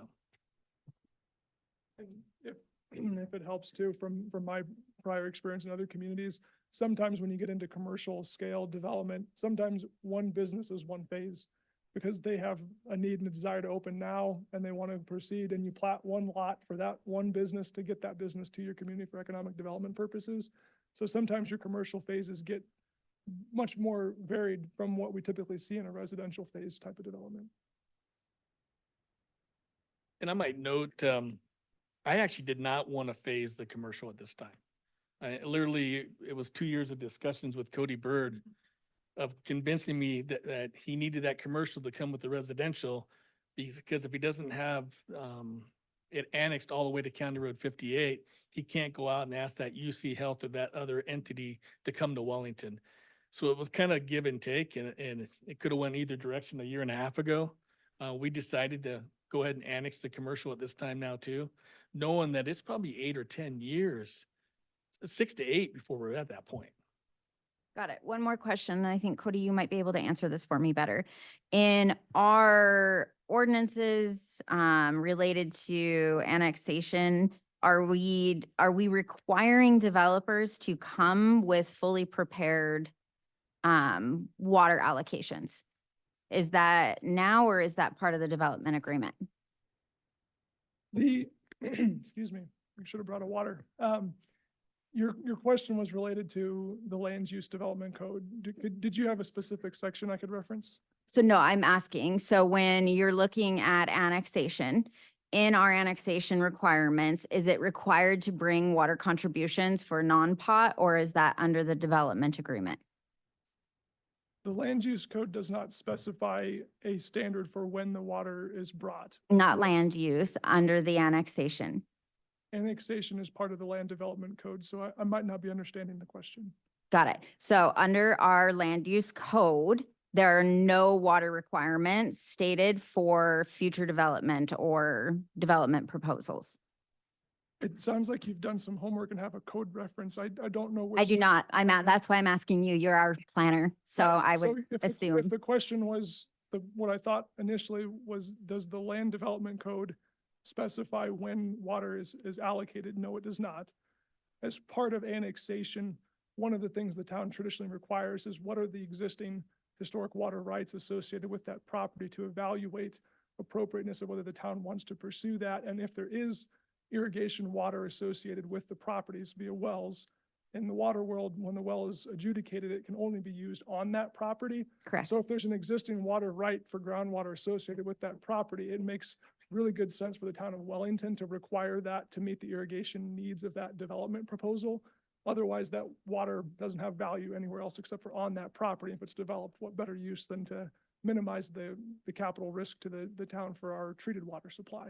So it's not explicit in the development code for what is required or when.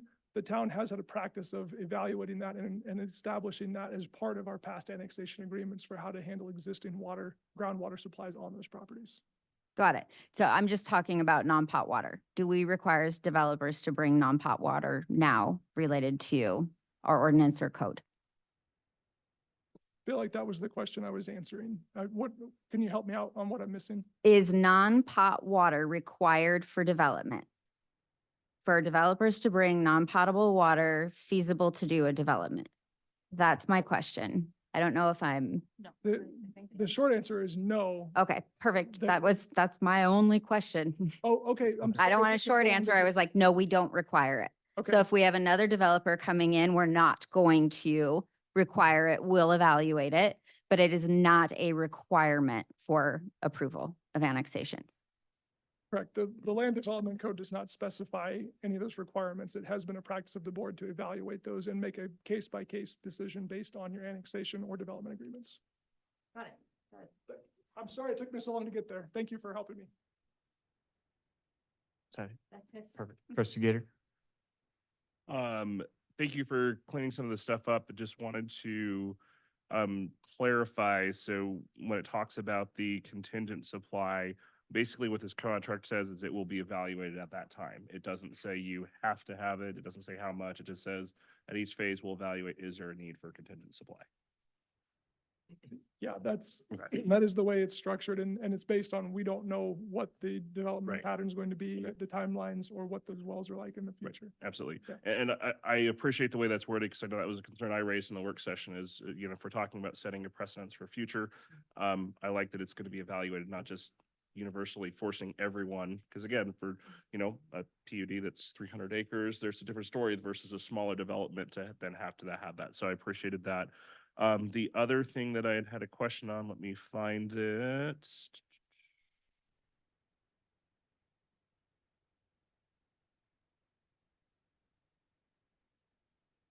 And just wanted to make sure with Mr. Roberson that the changes in number 3 about the executing the water use agreement, so that will basically work as we go through things, that those meet what you guys were looking for as a developer.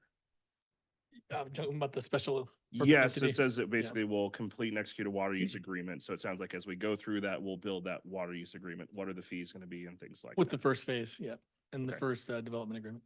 Okay. Will that be adjusted as we go through phases, or it's just when the first phase happens, that's when we figure it out and that's what's used for everything moving forward? I think it's we'll have that template figured out at the Okay. first use and probably bring that same template Okay. through as each phase. Perfect. Thank you. Trustee Daly?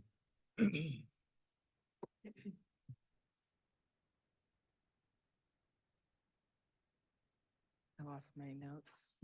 One moment, please. Got it. Okay, so I have several comments. No questions, because John essentially acknowledged all the ones I had. We're very similar in a lot of these thoughts of what we were looking for. And I like how you were worried for the precedents with what I said about that the other day, but I like how it's written too. So, with that said, first of all, I just want to say thank you so much because there's already been so much investment into the town of Wellington with this project. So much investment already at this point, not even annexed yet. So I am amazed, and I'm going to say why and a couple of things. But before I do that, just for the purpose of the board context, I do want to make sure that we're staying within these specific topics and not reaching above and beyond for future development plans. I mean, those aren't considered right now. We are considering the annexation. So I just want to be very cautious. I know a lot of those questions are great for context and understanding how the project will look and feel, but are not necessarily, should be considered for annexation purposes. So I do want to put those out there. So if there's some questions that are unanswered, it's not because they're missing, it's because that's something that happens further along in the project. We have heard, and this is the community speaks to us, and they say, too much residential, you have to balance it with commercial, right? We provided that direction. Obviously, Director Byrd has taken that into heart, and he and Darren have really put this project together to ensure that residential is coming with commercial. Residential is coming with diversified housing, that it is a balanced package deal. It is not just one without the other. And that is exactly what we've been asking for. That's what is indicated in not only our comprehensive plan, as we have surveyed our entire community as to what they want. They want more services, they want more commercial, they want all of that available in Wellington. So this is in essence that project realized. So I think that is fantastic. So we have heard that, that's been in our community surveys, everything. People have asked for commercial growth. And the point is that commercial growth doesn't just happen, it has to be needed, right? They have to make money to bring a business into town. How do you do that? That's part of this kind of process. So I think that this is very forward thinking and exactly what Wellington needs based on what I'm seeing and what I've heard from the community. So I want to state that first. Above and beyond that, this project has gone way further than that. The contribution of potentially a property that could service the entire town of Wellington, not just this new development, a centrally located piece of property that could serve as a rec center, potentially. We're not saying what it is or what it has to be, but it happens to be in a location that's central along a trail, available and accessible for the entire town, not just this new development. And I think that is, again, very forward thinking, that is being expanded and shared from this development, or from this property, from this annexation. So I think that is amazing. Again, very forward thinking. The other thing that our community has begged for and that I've heard is for diversified housing, opportunities for multifamily, you know, in different kind of price points and potential for different types of housing. This is accommodated and planned or, you know, foreseen in this project. The potential for comprehensive and whole medical services for the entire town of Wellington within our town limits is possible with this project. I'm just highlighting these things that I think are maybe getting swept under the rug. I know we've talked a lot about water, and I really, really, really appreciate that we have such a great plan for water, potential for backup sources for water. That is really important. But within all those conversations, I think we're forgetting about the potential of how this project in itself serves the entire town. So I just want to draw a little bit more attention to that. So not only is that, we're talking about 20 potential years for this annexation, for this property to be built out. What that means is that we're securing impact fees for 20 years that will contribute to roads for everyone, parks for everyone, raw water for everyone, wastewater, library, trails, and now we're also talking about a transportation master plan as part of this, and potentially a rec center or other services that serve our entire town of Wellington. So I just need to make sure that we're understanding that this this property for annexation will contribute to those kind of things. And what does that mean? That means more utility users and payers, and that means more money for infrastructure for water. So what does that mean is it's securing a potential of lower utility rates for all residents of Wellington. I just have to underline that real quick.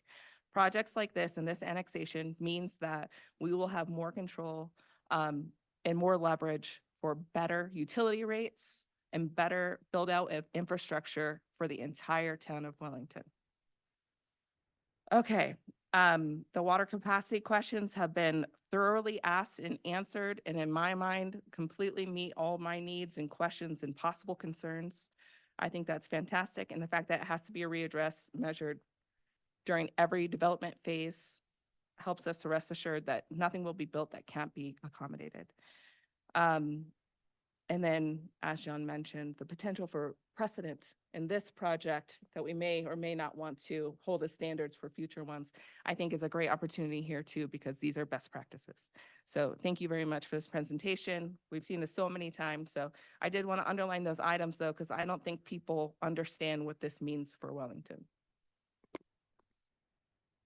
Thank you. Trustee Mason. I won't spend a lot of time here. I think Trustee Kinney mentioned many of the things I was going to point out. So Mr. Robertson, Mr. Geffro, Tom, I apologize, I forgot your last name, but I just want to thank you guys for all the time that you put in on this. I know there's been a lot of give and take, certainly in regards to the request for the additional property that you guys picked up for us. Obviously, annexation is a huge first step for future development agreements as far as this property goes. So I'm very excited to work with you guys, and town staff really appreciate you guys kicking butt on this. And certainly you guys giving us the opportunity to have the discussion as far as the special purpose entity, as far as the irrigation water goes. So just wanted to thank you guys a lot. I'm good with everything we've got here. So Thank you. Member Tim. Trustee Daly, I thought you did a fantastic job hitting all of the highlights, and you did an eloquent job just really hitting all of the important aspects that this development will bring to the community, and really emphasizing that this isn't going to happen overnight. It's going to take a really long time, which gives us lots of opportunity to stop and pause and make sure that we're pivoting for what's meeting the needs of Wellington at that time. So well spoken, nicely said. I don't have any additional comments or questions for the developer. I think that Mr. Bird put together a very well thought out presentation. And I appreciate Mr. Roberson and his team bringing another hopefully beautiful and fantastic project to the Wellington community. We're lucky to have a developer like this. Thank you. This is a project for the ages. You guys are setting some incredible groundwork and areas for this town to prosper in the future, with this whole idea of this development, how it's going to be phased, how it includes commercial. I don't need to touch on everything again. All I have to say is thank you for all of your hard work. Thank you for that. The forethought, and this is what sets towns like this up for success. And I couldn't appreciate it more. All the information you've given us, all the hard work that you guys have both put into this, the give and take, to bring us something of this magnitude, that was thoughtfully crafted. So thank you. That's all I have to say. Do I hear a motion on this item? Can I? Oh, sure. You want a rebuttal? Yeah, I just want to, either way, however you guys vote, I just want to say again, thanks to Cody Bird, town staff, engineering, my team, you guys for putting up with this, because I can't tell you, I mean, I was never a pain in the butt to Cody, but he was a pain in my rear and at times, and just, guys, I can't tell you how many times we almost walked away from the deal, trying to keep two farmers on the table and trying to keep farmers farmers not understanding how the politics and why we don't want to close the land, and finally closing the land because I was afraid I couldn't keep the farmers all together, and Cody, knowing that I was ready to walk away and not do Sipes's farm and only one farm. And guys, I hope, again, all I can do is thank town staff for putting up with me, because I know I'm not the easiest one. I think they like Tom and Mark a lot better. So, but thank you. And either way, but thank you. And it is a huge project. I mean, I can't tell you how many hours we got in it. And without Cody's Birds sitting down with this 2 or 3 years ago saying, guys, we really need this or that, it would not have come together like this. So hang on to Cody. So, all right. Thank you. Do I hear a motion on this item? I will make a motion Oh, to. sorry. And I did mention engineering too, I think, and, Yeah. and other staff. I mean, it was everybody, guys. I mean, as much as we beat each other up, end of the day, we're all here to just bring a great product, and thanks for town engineering and staff. Thanks. Sorry, now I'll let you guys talk. You're good. May I hear a motion on this item? I'll make a motion to approve ordinance number 02-2024, approving Sage Farms annexation and Village at Sage Farms annexation, establishing zoning as planned unit development, approving annexation agreements, and establishing vested development rights. Second. Are there any final comments? Trustee Wiegand. Want to thank you for the vision that you got for the town. I mean, you can make a lot of money, but you got a lot of risk here.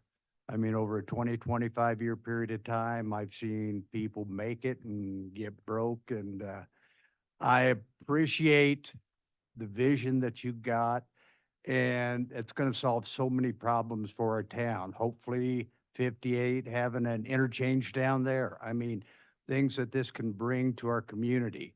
It's going to be so positive. So, and UC Health, I mean, my God, how much more can we have than that? So appreciate everything you've done, and he's got to love the town to be able to take the risks that he's done. And we appreciate that. Thank you. Trustee Teets. I just want to say, I don't think there is a single concept missed in this development from any board member sitting here. Everyone knows the absolute positivity that a development like this could bring to the community. I think it's more of the due diligence and questions. I thank you for bearing with us as we as trustees are tasked with asking questions to gain answers and access. Being here alongside your development over in Buffalo Creek, we were the second home over there in Buffalo Creek. When you started building over there, I've seen your product. I know the kind of home you build. I know your dedication. I have someone I know that used to work at BMC, and he delivered all of your lumber to your homes over there in that area. I've known you recommendations on personal levels when it comes to who do you build a home with in our community. I did not go that route. I learned from that mistake. But I'm very grateful that it is you, Darren, that's going to be heading up this development. I've pretty much seen you build Wellington. Really, when you think about it, a large part of our community is built from Sage Homes and Sage Development. So I'm grateful.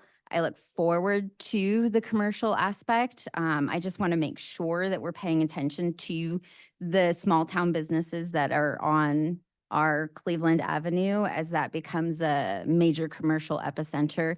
I just want to make sure we're taking care of everyone in the town. Not everyone has easy access to the park that's proposed. The east side is very cut off from a community park. We benefit from 2 parks in our area at this time, but we get a fishing pond, so I'm not going to complain. I'm grateful and thankful. So I appreciate you and your team and the town for everything that they have done the last 5 years of this discussion and development proposal. Thank you. Trustee Gator. I don't have speech. Mason. Over Dem. Well, hopefully this sets a new timeline for your retirement, and I fully support this ordinance. Perfect. Mr. Clerk. Was the motion incorrect? Can you reread the motion that you made? It's on page 87 of the packet. It's, I think the,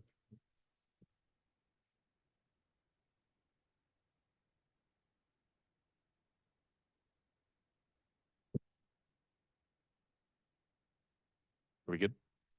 Yeah.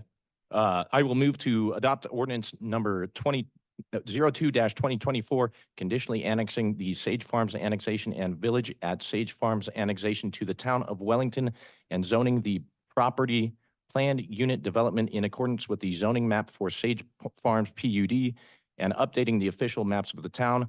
Number 2, approve the annexation agreements for Sage Farms and annexation and village at Sage Farms annexation. And number 3, establish vested development rights as defined in the annexation agreements. Second. Mr. Clerk, may I get a roll call, please? Trustee Mason, Yes. trustee Daly, Yes. trustee Gator, Yes. trustee Wiegand, Yes. trustee Teets, Yes. Mayor Pro Tem McDonald, Yes. Mayor Shosse. Yes. Thank you. The motion carries unanimously and ordinance number 02-2024 is approved. Thank Just you. have a quick point of order. Do we need to do anything to clean up the first motion? Because technically we did have a motion and a second that were open that, I was trying to clarify what the first motion was. Okay. And so, or I just want to make sure we're good.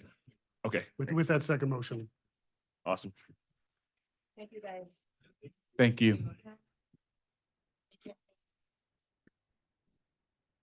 You guys want to take a quick recess? Perfect, 5 minutes. I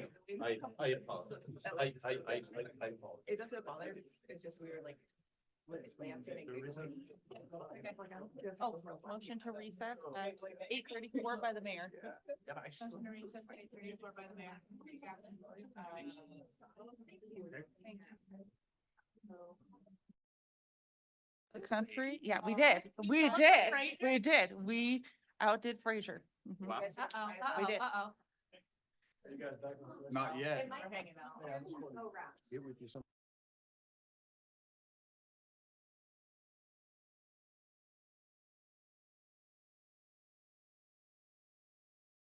I thought you were coming to fight her for icebox. I know, that's what I thought he was coming for. I thought you were gonna like wrestle for icebox capital. Mr. Clerk? Yes, sir. Okay. That was with that. I now call the regular meeting, of the Board of Trustees on January 23rd, 2024, back in session, time being 8:42 PM. Mr. Clerk, may I get a roll call, please? Trustee Gator, Here. trustee Mason, Here. trustee Wiegand, Here. trustee Daly, Present. trustee Teets. Here. Mayor Pro Tem McDonald. Here. Mayor Shosse. Here. Thank you. We have a quorum. Thank you. Mr. Clerk, will you please read the title for item E4? E4 resolution number 06-2024, resolution amending the town administrator contract. Ms. Stephanie Anderson, HR Director, will present this item. Good evening, Stephanie Anderson, HR Director. I am here tonight to discuss contract amendments for Ms. Garcia's 2024 contract. The annual review for the town administrator was conducted on November 14th, 2023 in executive session. The review is favorable and the board discussed amending Ms. Garcia's wage in 2024. The adopted 2024 budget contained a 3% cost of living adjustment and a 3% merit pool for town staff. Members of Wellington's leadership team capped their merit at 1%, and Ms. Garcia is proposing to follow the same method. The wage proposed is an increase of 4% total, which includes the 3% cost of living adjustment and 1% merit adjustment for a total of $171,041.78.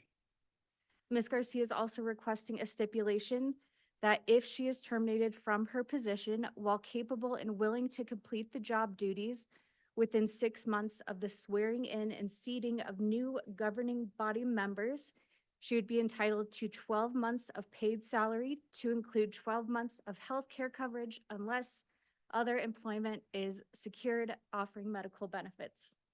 So I'm going to invite Ms. Garcia up here to talk a little bit more about the stipulation. Thank you. Thank you, Mayor and trustees. So the stipulation came with much thought on my part, trying to figure out what is the best thing to do for myself and my family, and how can I also work with the town to make sure that, you know, there's an agreement in place that everybody understands. I talked to quite a few managers. I also did some research on my own. ICMA, the International City Managers Association, their model template for an employment agreement includes 12 months severance, no matter what. Has nothing to do with elections, but it's just standard. The towns of Lyons, Lockaboo, Windsor, Johnstown, Fort Morgan, and Berthoud all have 12-month severance agreements, no matter what, just solid, with or without an election. So I was trying to kind of ease into it, and again, this only happens if I'm terminated without cause. If for some reason I'm terminated for any other reason, or I resign on my own, that severance agreement goes away. That's not part of it. So wanted to give you a little bit of background and let you know what the industry standard is now.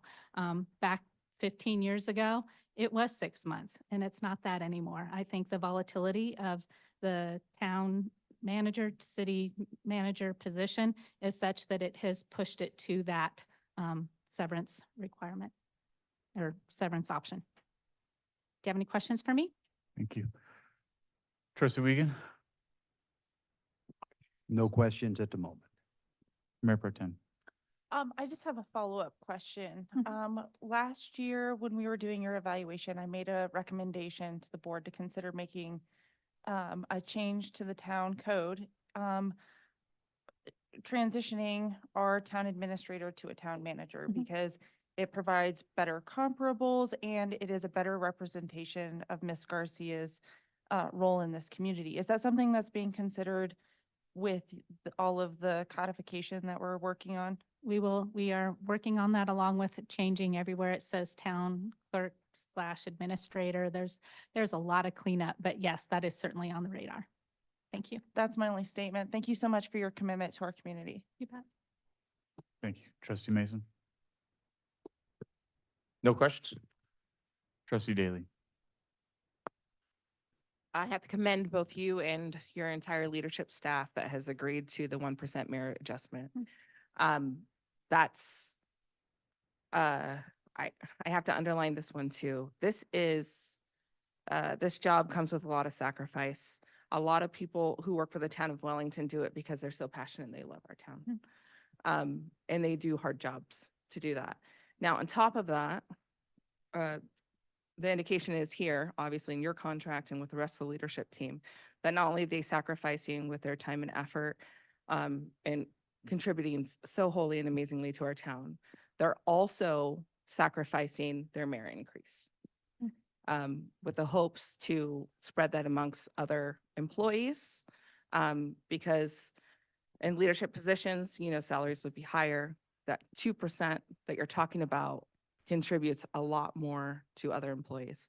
And it is very admirable that you and your entire leadership team under your leadership have chosen to do this. So I wanted to say thank you for that and your commitment, not only to our town, but to your team. And also thank you to others here who have made that same commitment. I think that is amazing. Thank you. You're welcome. Also, based on the industry standard, my recommendation would be to change it to a 12-month severance regardless. I understand what we're asking for here is just during election years. So given that my recommendation would be to follow industry standards, again, we've committed to, within our strategic plan, to protect our biggest investment in infrastructure, which is our staffing. So if we're not meeting industry standards for benefits and those kind of packages, we're not upholding our strategic plan and what we're trying to do to make sure we maintain top talent. Given that Ms. Garcia has not asked for that, I understand that that's not within this contract proposal, but that definitely makes me happy with how it is stated here. even though in my preference, it would be the industry standard regardless of the year, campaigning or not, election or not. So thank you very much again for your dedication and for your leadership team. Thank you. Trustee Gator. No questions. Thank you. Trustee Teets. So I'm gonna be the devil's advocate on this one. My question comes in as with the 12 months for the severance pay, it's $211,923 plus benefits. When it comes down to it, we pay the $211,923 to you, but we also have to pay a full salary to bring on another town administrator, correct? So let's back up just a little bit. So I believe for 12 months, it's 193,000. Mm-hmm. And then if there's payout of vacation time. Of 18,748. Correct. And then that didn't include medical, correct? Yes, it did. Oh, It so that included is your everything. medical as well. Mhm. So would we pay that, but we also have to pay another town administrator to come in during that 12 months as Correct. well? Correct. Got it. That's my questions right now. Thank you. I have no questions. Any comments from the public on this item?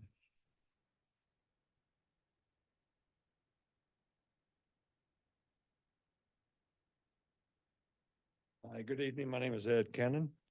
I'm a Wellington resident, 6886 Mead Street. I'm a former town administrator from Wellington as well. I have been in city management for the past 14 years, working in 4 different communities in 2 different states. I retired last year for my wife's health. I would just like to point out that technically there's no differentiation between a no-cause termination versus a no cause within 6 months of seating a new board. I have seen many instances where new boards have been seated and they come in sometimes with a mandate or they want to shake up things and change things along. Typically they start at the top. Severance packages are not a golden parachute. Because the city manager makes a tremendous commitment to that community. They are recruited.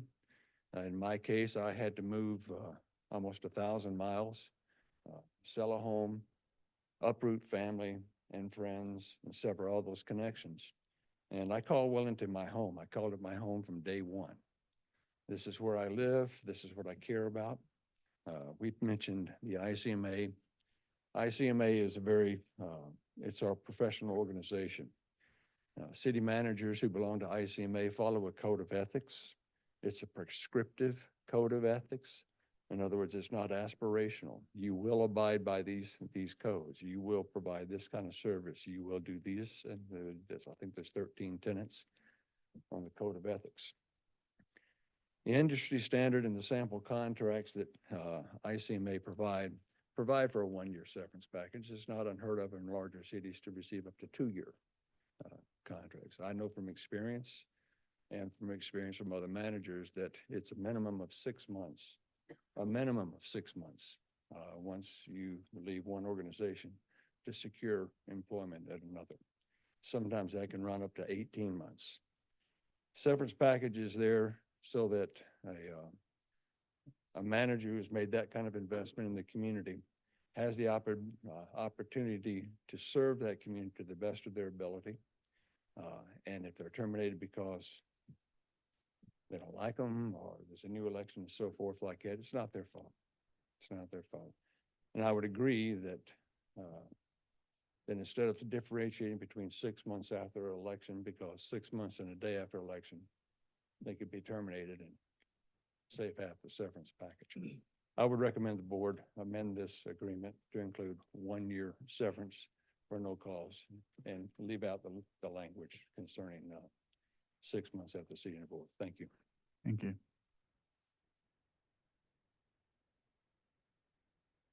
I just have a quick comment on this, and the town administrator or town manager position is very unique in a way that, like Mr. Cannon said, you can't just find another job right here. So if someone is without cause removed from their position, they're not a salesperson, they're not an electrician, they're not an insurance person.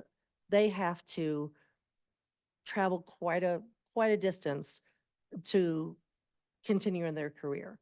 So this is a career, this is a life-changing event if they lose the position without cause. If they lose it with cause, that's a completely different story. But I really support this, the 1-year severance package. And I think if any of you were in her position, you would also see that this isn't really a lot to ask. And then just don't let her go without cause. So there you go. Thank you.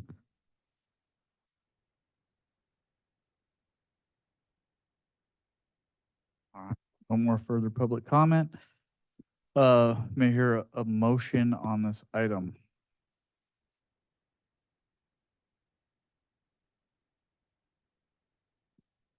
I would like to make a motion that we approve resolution number 6-2024, a resolution amending the town administrator contract with the amendment for the 12-month severance package with cause.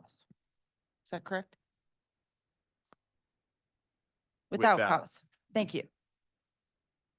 Clarification, what are you amending? Are you amending what's in the packet? She was, Yes. So you need to clarify what wording you're striking, because yeah. that's very unclear what you just. Can I borrow your staff motions here? So, her employment would be terminated within 12 months Mm, of seating and swearing in of new governing body. Would, Mayor Mr. Pro Tem- Mayor Sapienza? Pro Tem, thank you. Can you please clarify my intent here, Mr. Sapienza? Your goal is to strike the language about this being within a period after the election to make it 12-month severance, no matter when it is, if it's without Doesn't cause. matter whether it's an election or not. 12 months, period, Without cause. without cause. Okay. Do you want me to start that again? Do you want me to? Yeah, let's give start you a- that over. want me- Make it very clear. and I and will I will make you a support that motion, then you can- Yes, or propose ahead. a motion for you. Mr. Sapienza, please. Move to approve resolution number 6/2024 with an amendment to the proposed employment agreement amendment for the town administrator to provide for 12-month severance for termination without cause, regardless of Election year? timing. Thank you for the correction. I am Second. firm that motion. Thank you for the second. Second. Okay, further board discussion. And I would like to clarify for trustee Gator, you said you want to know which portions were being stricken here. So I want to just, if you look at the contract on page 170. 170, and on 171, so on page 170 with that amendment, what I would do is subsection 10 would be amended to say pay Garcia an amount equal to 12 months salary, that first section there.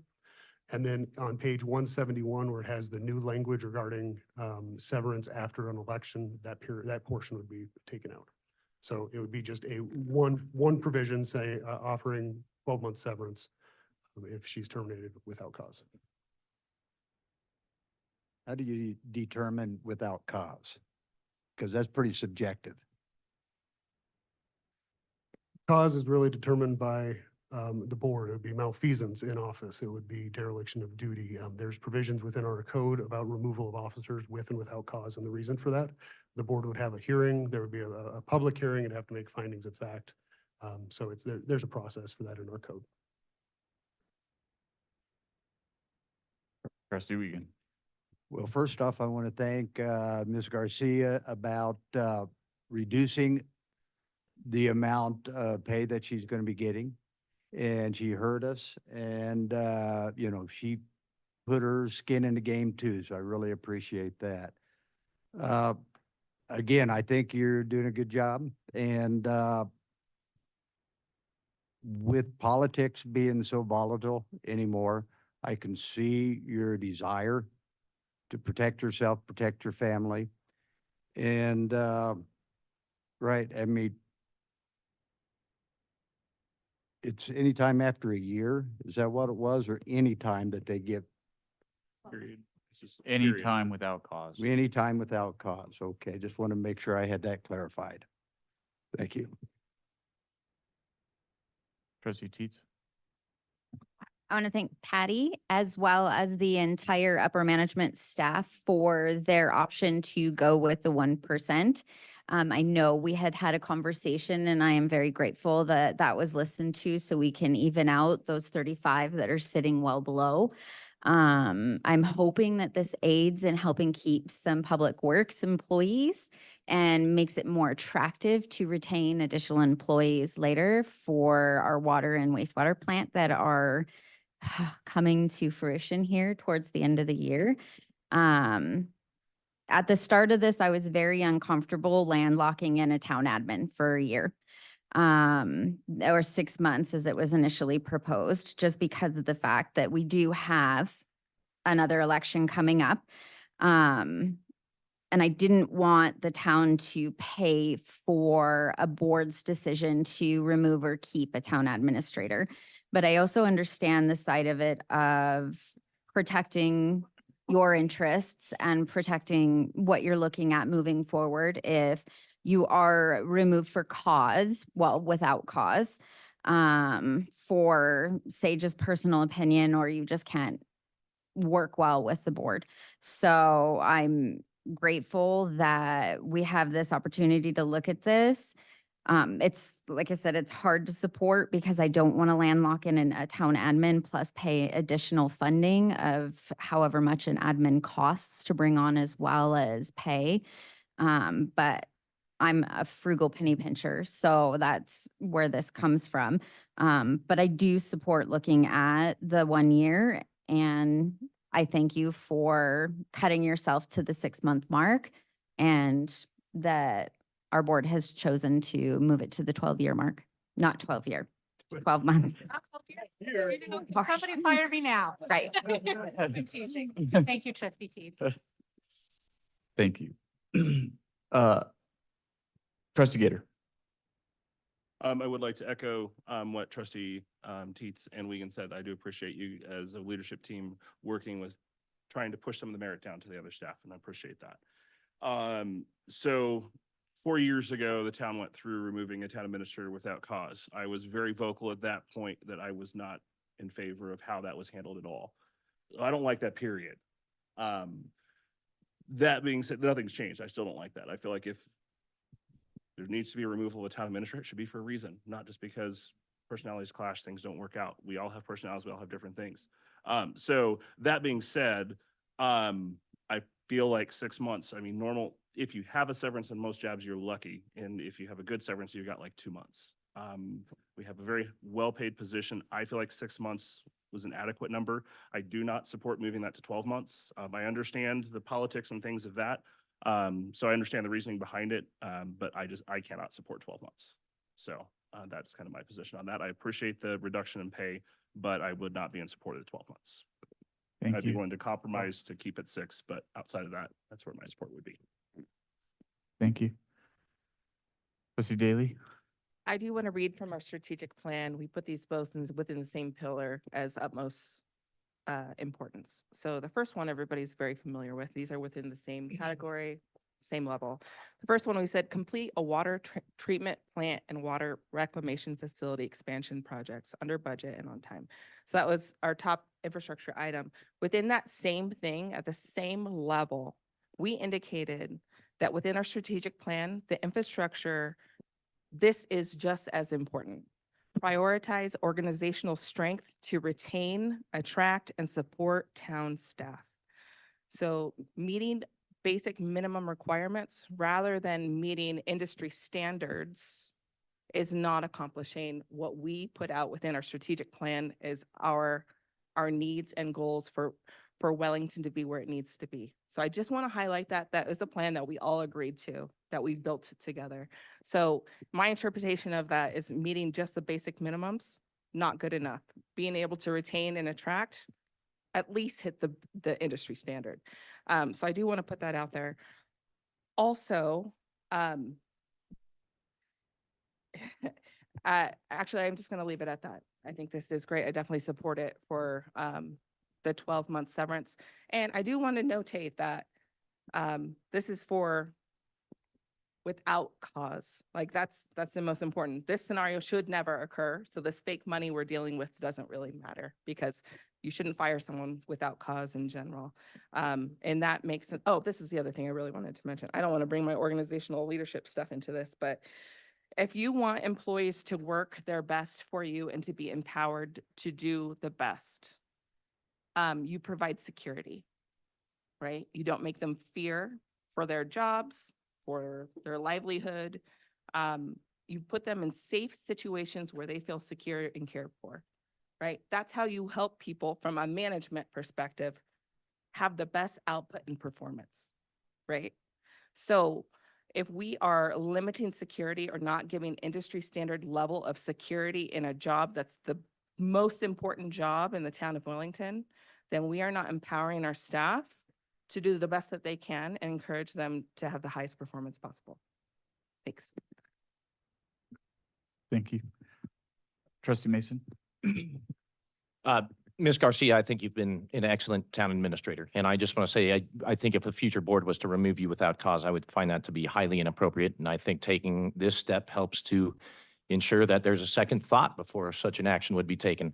I know this particular board can be difficult to deal with at times, and I would expect that future boards afford the opportunity to get to know you and what you've contributed to this community. So I do support the amendment, and most of all, thank you. Mayor Pro Tem? First, Ms. Garcia, I want to apologize for butchering the motion and giving you a heart attack. Thank you for your patience while I worked through that with the town attorney. My hope is that through the adoption of this resolution, that it does support and instill safety and security for you and your staff, because there's nothing more disruptive to an organization than losing your leader. And you are an amazing leader for this community, and it's an honor to serve on this board with you, not above you, but under your leadership to help Wellington be a better community. So thank you for all of the good work that you do, and thank you for, taking the good days and the bad days with a smile. You do a wonderful job for this community, and it's an honor to be able to make a motion for you this evening. Thank you. Thank you. Yeah, I mean, I look at this, I mean, it almost ties into us as a board, right? Like, we're here, we want to do everything we can to work together and get things done. And I think that goes to leadership with having a town administrator. Just because somebody might not like the administrator or things of that nature, that's without cause. We got to do everything we can in our path to deter that from happening. I think people are going to be better off in the long run if they're working together. Like I've vowed with Trustee Gator and how I mean, I vow to you guys now, like that's my purpose. And I definitely know I need to be better at it. So I look at this as a deterrent from people making a knee-jerk decision based off of no fact whatsoever. So it protects the town, it protects the organization we have, and stops people from making decisions that they shouldn't have made in the first place.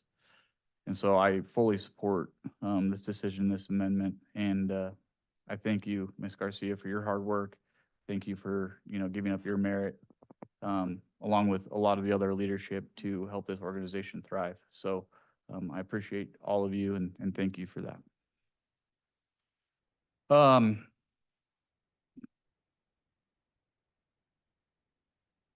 Ms. Clerk, make it a roll call, please. Regarding the Motion from Mayor Pro Tem McDonald to approve resolution number 06-2024 with the amendment that severance benefits be provided to Ms. Garcia regardless of timing for a period of 12 months following termination without cause.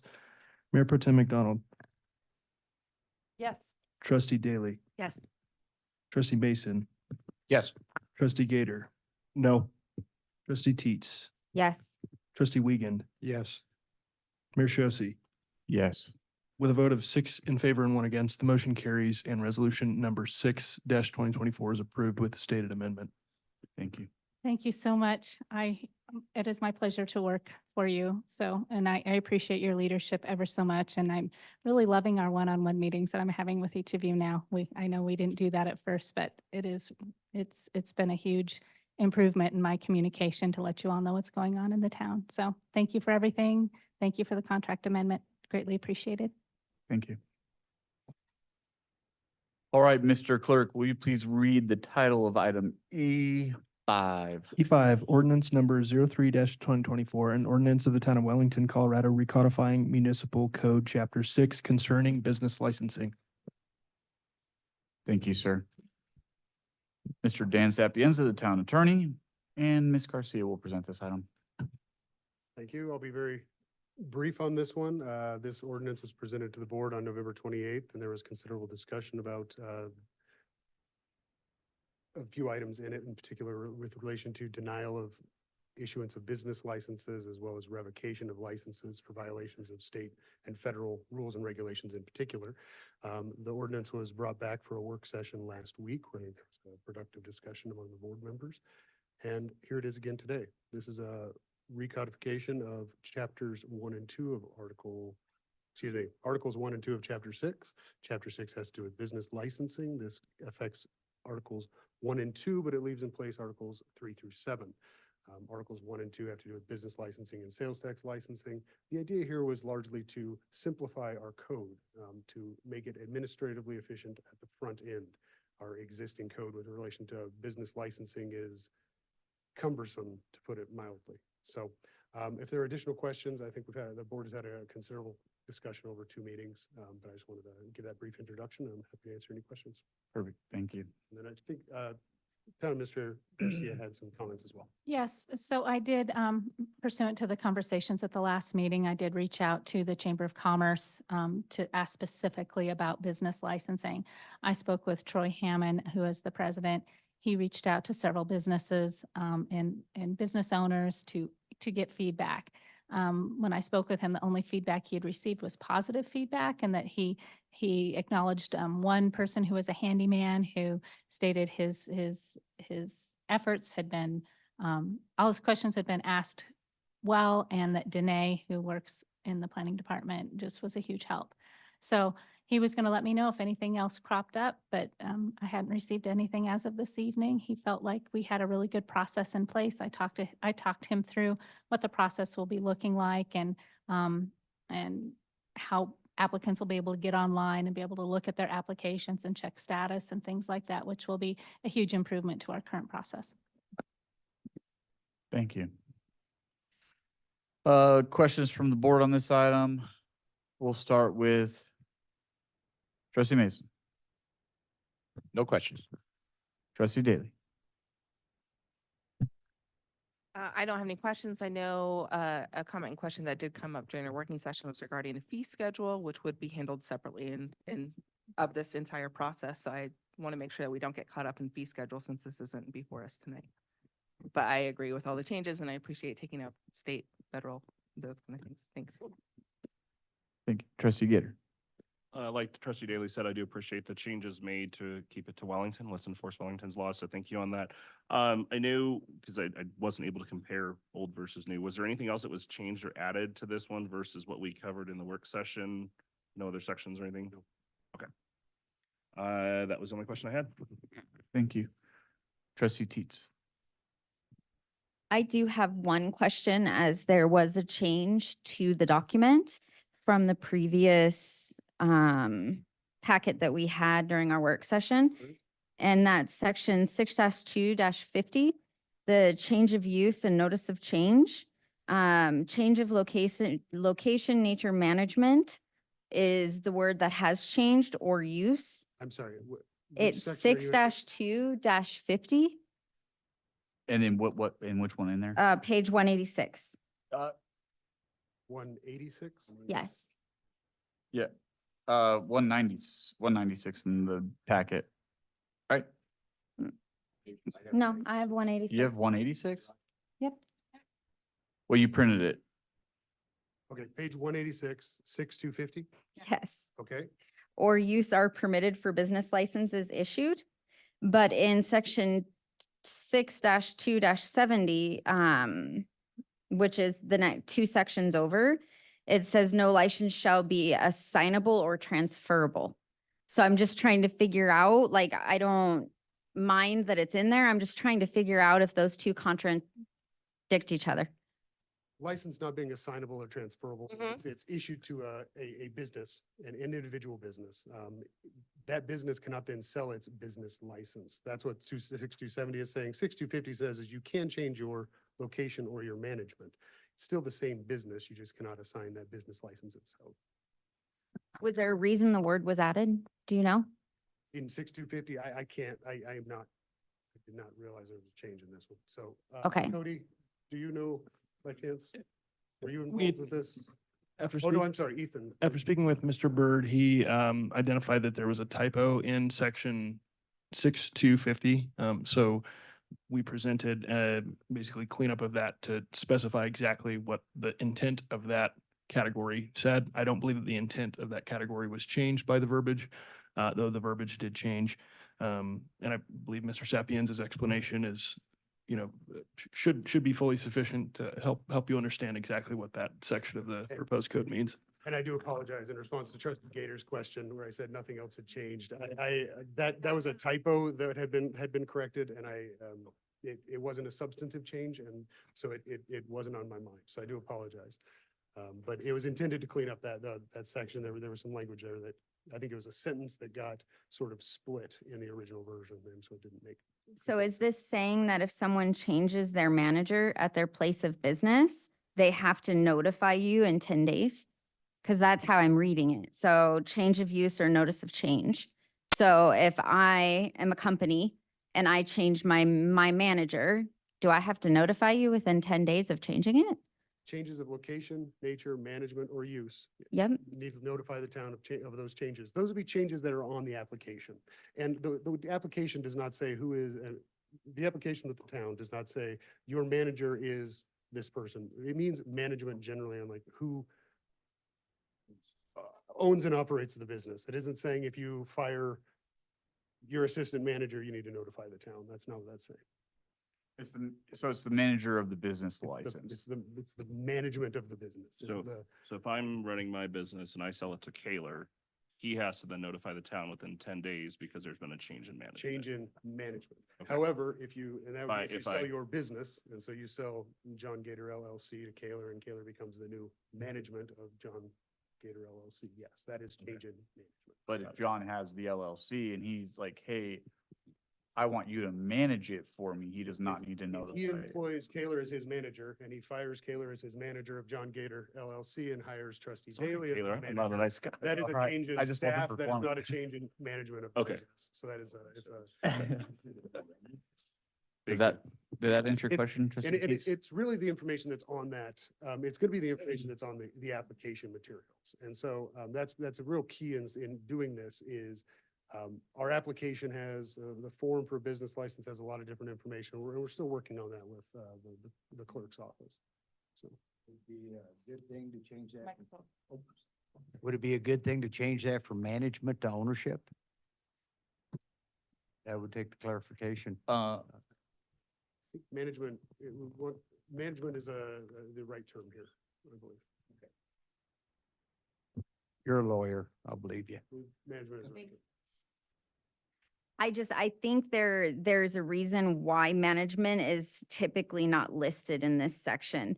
It'll be interesting to see if it creates conflict. And as I said in the work session, we absolutely believe that there's other sections within chapter 6 that we believe will need to be amended in the future. And so this is to some extent a work in progress, but we want to make sure this is in place so we can kick off business licensing and really get it rolling in the town. It's something that's languished a little while due to the how cumbersome our existing code is. So that is a section I will absolutely keep an eye on.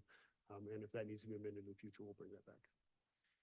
Well, and I think that that management clause is like, it's a good trigger point for somebody that maybe owns a business that sells liquor and they're not aware of when they change management, they need to notify the town and make adjustments to their liquor license. So I think that there's a lot of valid reasons why we would want to know when a manager is changing at a particular business. And liquor licenses have a whole different Sure. rule. They do. regard to That's just managers. a general example.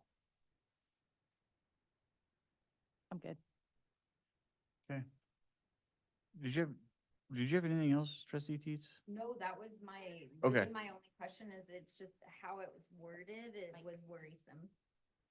No, I'm just, how it was worded is worrisome to me. Okay. That's it.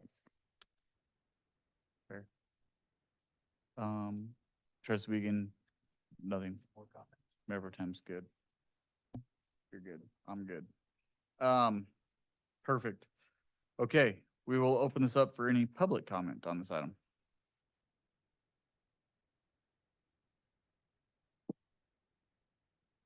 Good evening, Mayor, trustees. Again, Ed Cannon, 686 Mead Street. One of the things that I experienced here in Wellington, my 7 years, is this feeling that Wellington's not business friendly. Now, I'm liking the moves that we're making. The PUD with the commercial development is a fantastic step in the right direction. A lot of your mom and pops, the entrepreneurs in town that want to come, they get a great idea. They want to make a future for themselves and for their family. They're making a big investment. Sometimes the red tape catches up with them. And a business license, quite frankly, should be an administrative process. So I applaud this because it will certainly make reduce time for applicants so that they can get into their business and get profitable sooner. And it was also sends a signal that Wellington is business friendly. So thank you. Thank you.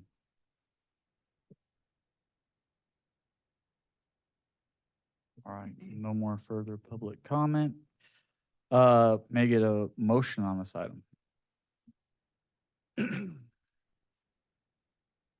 Like to move to approve ordinance number 3-2024, an ordinance of the town of Wellington, Colorado, recodifying municipal code, chapter 6 concerning business licensing. Second? Jinx, you owe each other a Coke. No further comment, I take it. Perfect. Mr. Clerk, may I get a roll call, please? Trustee Gator, Yes. Teets, Yes? Trustee Daly, Yes. Trustee Mason, Yes. Trustee Wiegand, Yes. Mayor Pro Tem McDonald, Yes. Mayor Shosse. Yes. Thank you. The motion carries unanimously and ordinance number 03-2024 is approved. Thank you. Now we're on to town reports. Mr. Dan Sapienza. After last week's work session with discussion of Chapter 10, I think the board made a lot of different comments there, a lot of good comments. I've provided some follow-up to the board. If there are other questions regarding Chapter 10, because it is a big one, I highly recommend sending them my way. I will be making some changes and we'll be bringing that back for a future work session, but just due to the length of that code section, comments and feedback outside of the context of a work session, I think would be really appreciated. I think that could speed up the process. I could kind of prepare some of those changes that might be suggested, at least for the discussion. It might make that discussion a little more fruitful. So, but I think it was really good. And I look forward to continuing that conversation. With regard to Chapter 10 and also the conversation earlier tonight, may be discussing bringing in front of the board some discussion of the animal nuisance laws of the town of Wellington, because I heard some comments here tonight about some of our leash laws and other things that are on the books that we do enforce. And so if the board wants to reevaluate those in the future, we'll bring those back, maybe after Chapter 10 or at another time.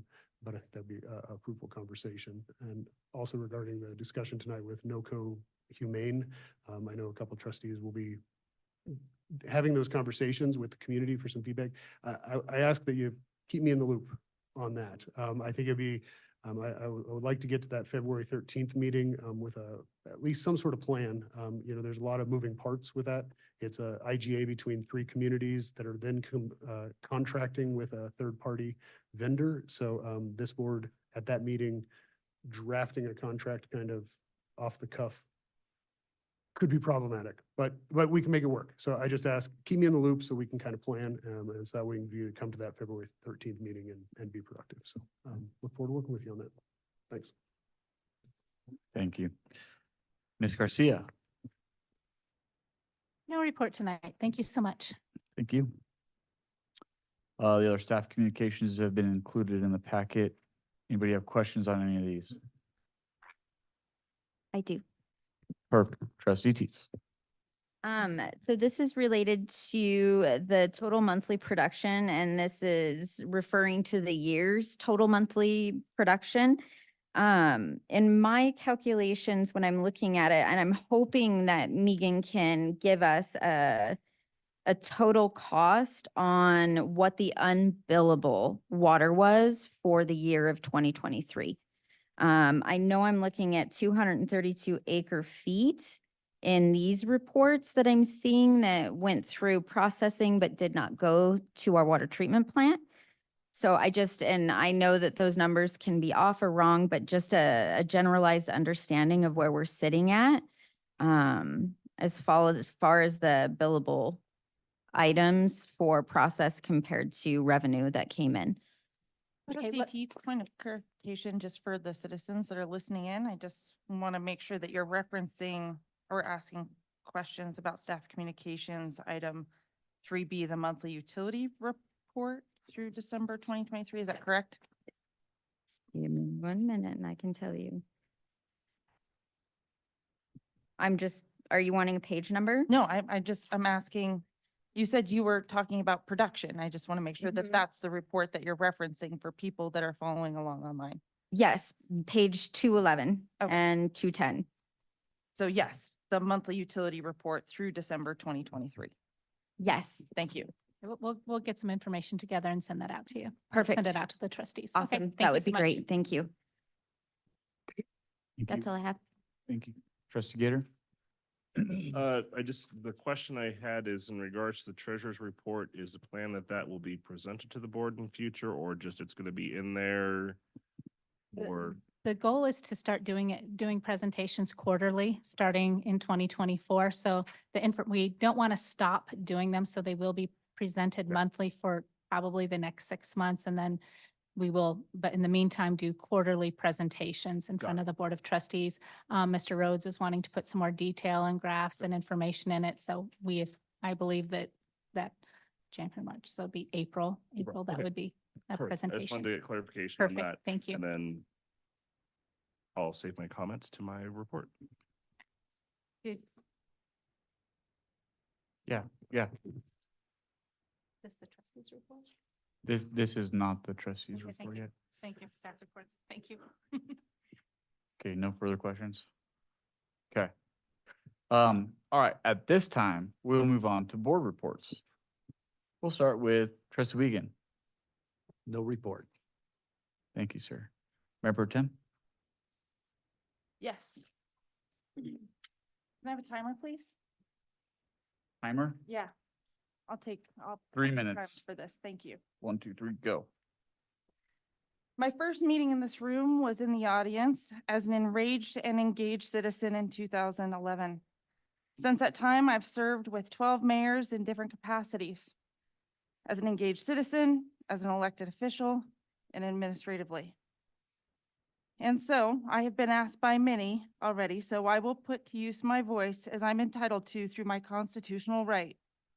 I'm going to start with a quick poem by Ava Marcella to invoke the courage specifically targeted to our female candidates. I am not intimidating, you are intimidated. There is a difference. I don't take up too much space. You're just used to people playing small. My inner light is not too bright. You're used to dimming your own.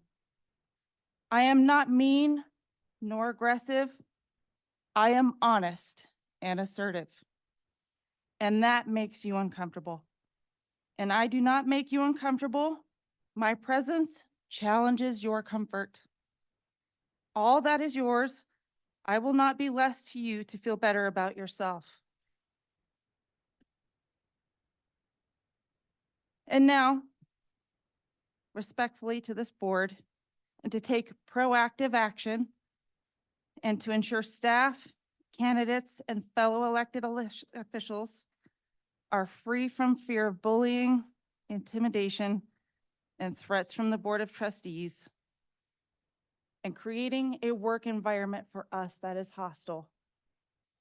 I ask and I implore us to consider two options this evening.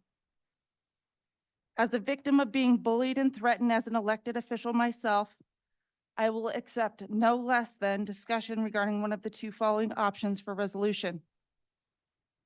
At the next meeting, I would ask that we incorporate a solution into our Board of Trustees agreement to protect candidates, staff, and fellow elected officials from threats of bullying, intimidation, or other threats of the like from this Board of Trustees. We agree to hold ourselves to a higher standard than a standard citizen. The second option for consideration is censorship for repeated acts of bullying and attempting to influence votes by Board of Trustees through intimidation and bullying. It is my opinion that I have a right to voice my opinion here this evening. Thank you for choosing to hear my voice.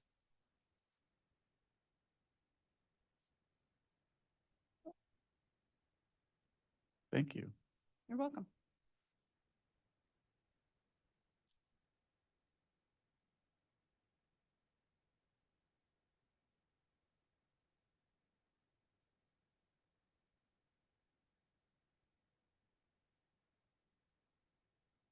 So we were presented with two options for the next meeting.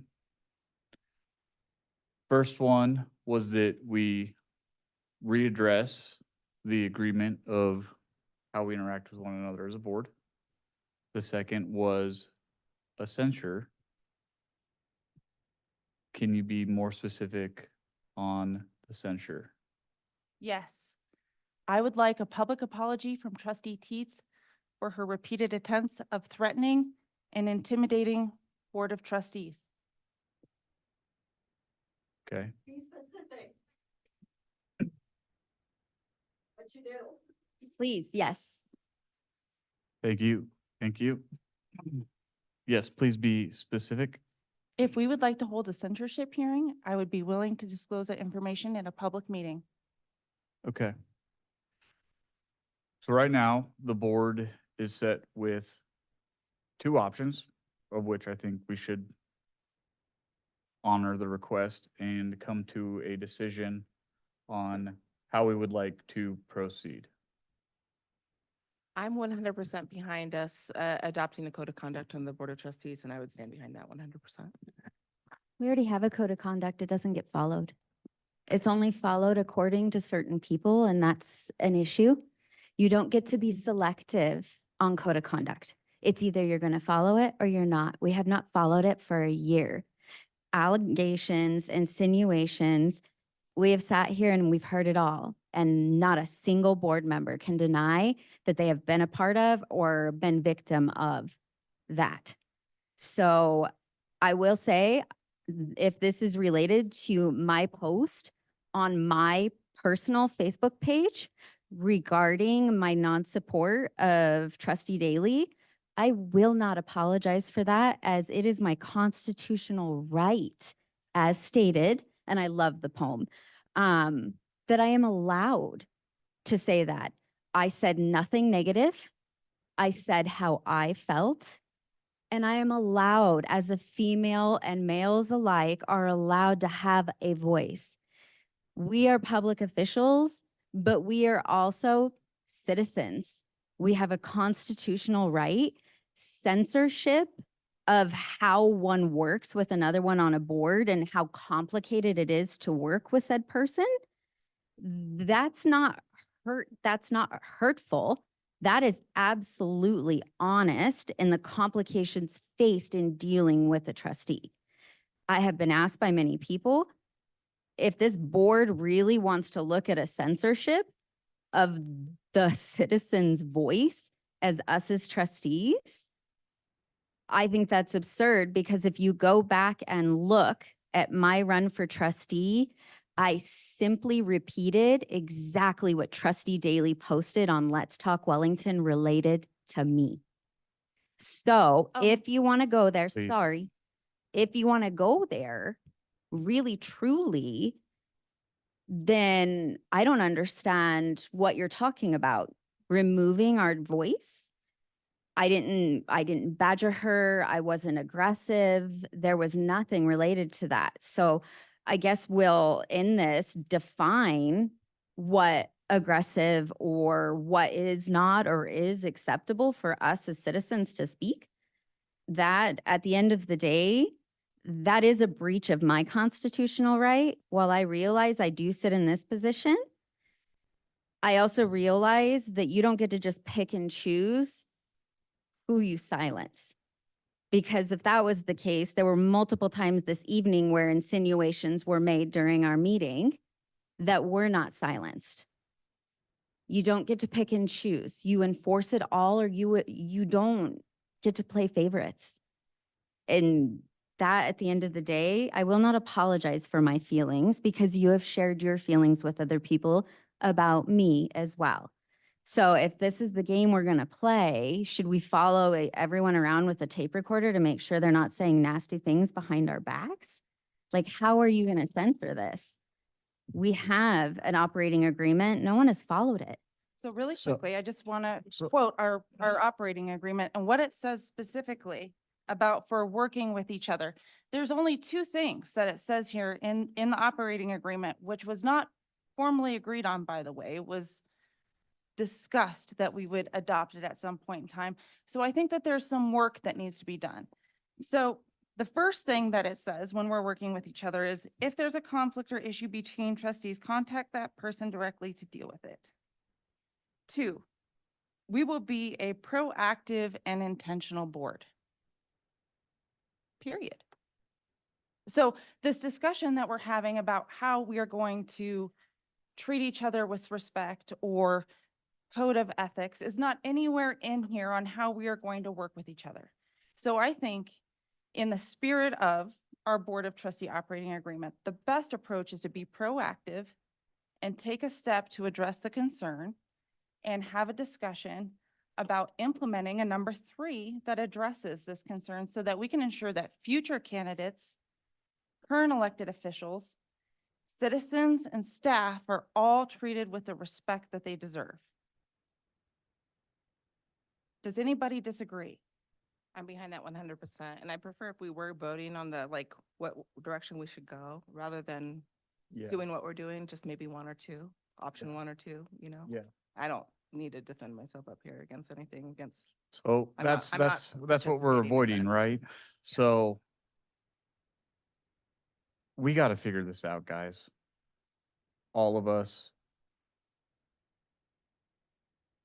We have to come together some way, somehow. I mean, are you guys exhausted of this? Are you guys tired? I'm sorry. I I'm mean, doing just fine. haven't been doing I'm anything. tired. I'm sure you guys are tired, right? So what can we all do? I think option 1, and readdress our code of ethics and sit down and hash that out.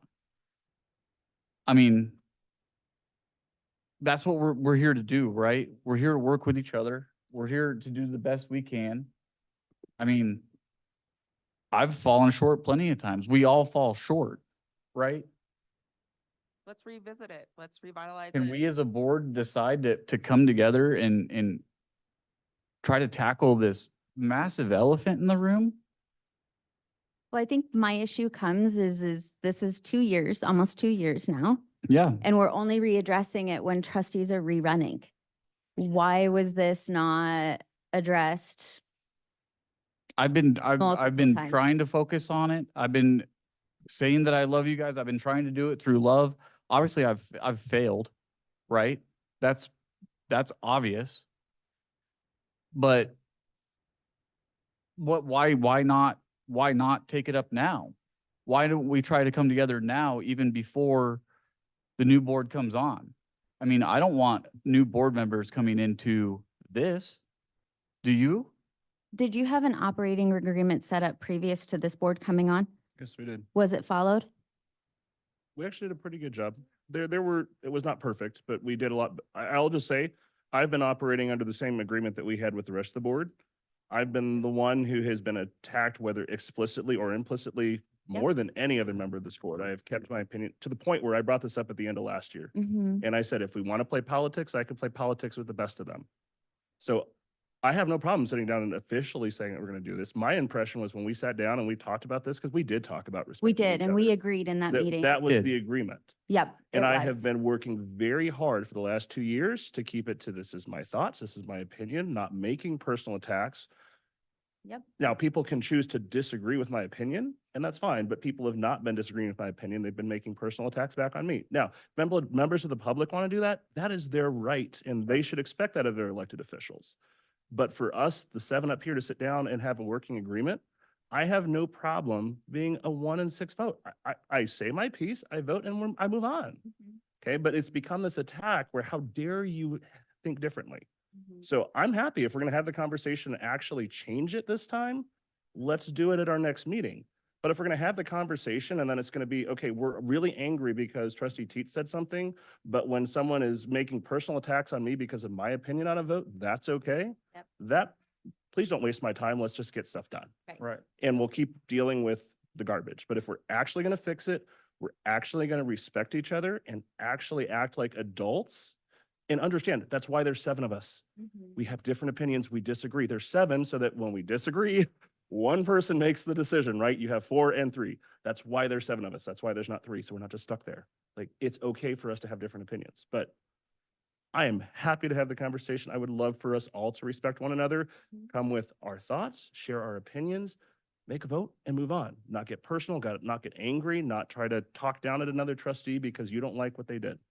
Yep. tuck Leave that allegations to in there. the people that put them in office. So Yep. that's my whole thing. If we're going to actually change and follow it, that would be fantastic because just about every person at this table has come after me because they don't like my votes Mhm. in public meetings. And I'm personally sick of it. Not only that, but they attacked Christine Gator, his wife. So, I mean, at the end of the day, it just doesn't. I would stay say let's here. keep it, Got it. again, Keep it on the keep board. us. We can't control people outside of our board. Okay, so this is good. This is good. Tell me how I've failed and how I can do better. And I want you each to go one by one and be brutally honest. And I will give everybody 3 minutes because we need to hash this out right now. I need to know this so I can come to this meeting prepared because it's not just, it doesn't just rest on my shoulder, but a lot of it rests on mine, right? Because I run these meetings and I need help with that. So I'm going to start with Trustee Gator. Okay. I would say the biggest thing is, when we start going off into personal attacks is actually, step up, right? You're running the meeting, shut it down. Whether it's explicit or implicit. And a lot of them are implicit where it's implied. You do this, you hate staff, or you hate this, or you hate that. You hate these people. No, it has nothing to do with that. But that would be one thing is when people start going off into that and it's getting outside of, okay, here's my opinion, but I'm now attacking another trustee. Step up and say, hey, if you have a difference of opinion, it's fine to share it. You can disagree, but stop attacking another person. That I would say is the single biggest thing. Understand that and keep to remind us if we get off track and we start getting outside of we're put here for a reason by the residents. They liked what you stood for. They liked the opinions you have. Bring those to the table. They didn't bring you here to trash other people. That's not why they put you in office. They put you in office to get the things that you said were important done. Just remind people of that and not let it get into those implied attacks. I think that for me would be the single biggest thing. Remind people that that's why we're here. That's why there's 7 of us. It's okay if we disagree. It's great if we can all work together. I had this conversation with Trustee Mason a couple weeks ago. I would love to actually compromise, but it's always one-way street. I'm willing to compromise, but it's never coming the other way. I would love to see us actually work together as a board and not have just 4-3, 4-3, 4-3, 4-3. But it's understanding that, I think I had a conversation with Mr. Cannon the other day. You can rule by majority. Sometimes you have to, but if that's just, hey, we're just gonna rule by majority, we don't care, it's gonna create this. But if it's like we actually try to work with each other and find middle ground and encourage that, okay, you have different opinions. Can we find somewhere in the middle? Sometimes you can't, and sometimes it has to be a 4-3, but try to encourage all of us on the board, not just one side to say, oh, can you come to the other side? Encourage both sides to work together.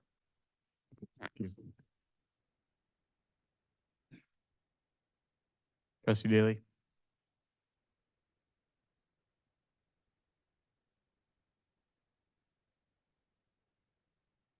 Not in support of this method of providing you feedback. One, I feel incredibly loved and respected by you. Thank you.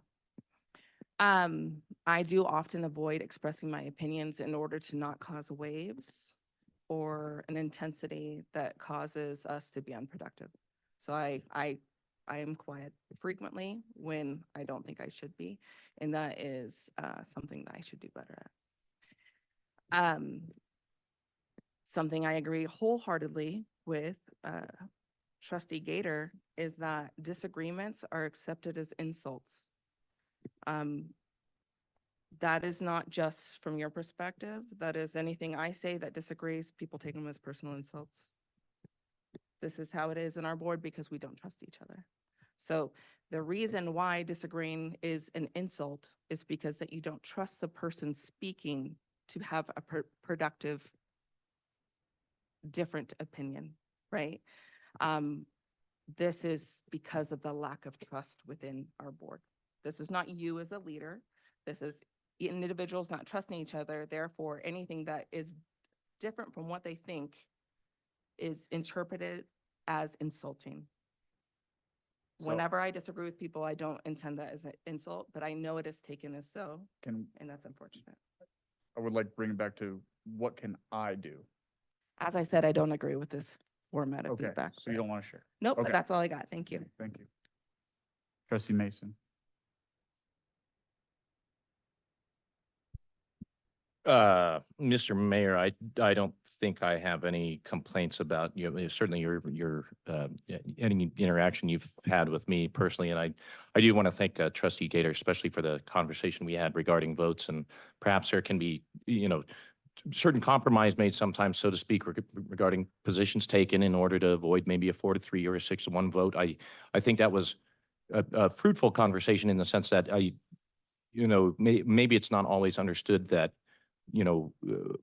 what your position may be, or where we can come together to make something happen that's kind of greater than the whole. But I would also point out that I know for me personally, it was not within about the first 2 weeks that I was in office here that I was threatened with a recall. And I guess I would point out that Mr. Mayor, I don't know that it's necessarily, I think this is the sum of all of us. And I think it's bigger than just something you can do. I think it's something that we need to understand both within and outside of this boardroom, that we really need to respect each other and take that to the next level. And I think it's all of us. I don't think it's just you. So that's what I would say. Trustee Teets.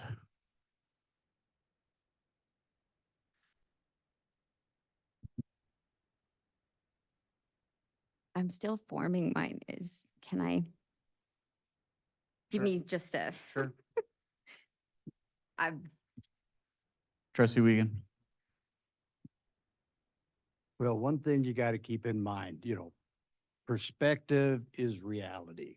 Everybody has their own perspective and that's their reality. And we are going to all disagree. I've worked with this one gentleman for over 25 years, and me and him are at the very far ends of the spectrum, but we get along, we respect each other. And we agree to disagree at times, okay?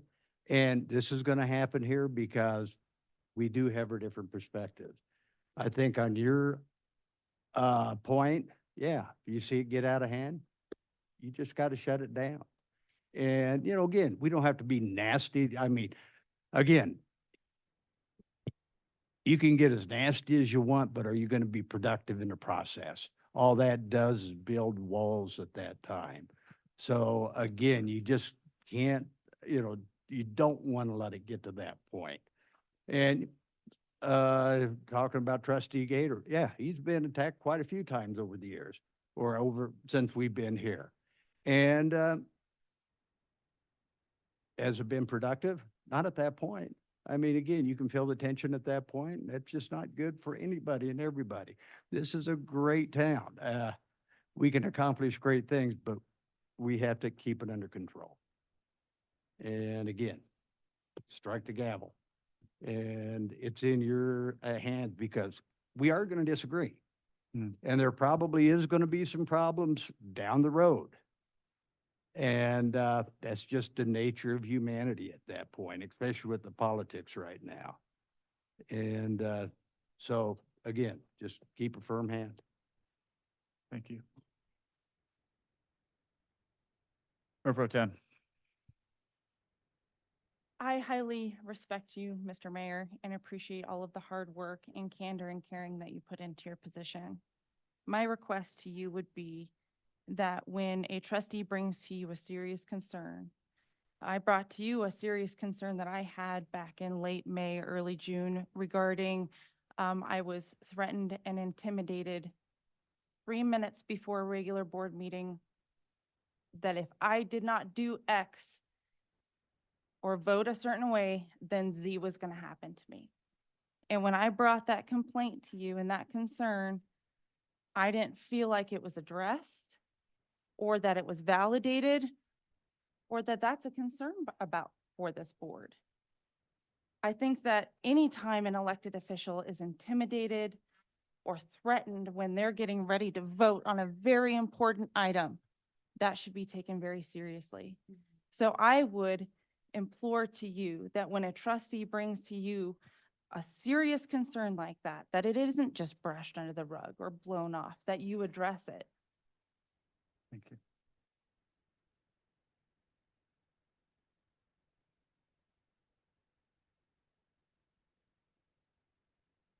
Trustee Teets.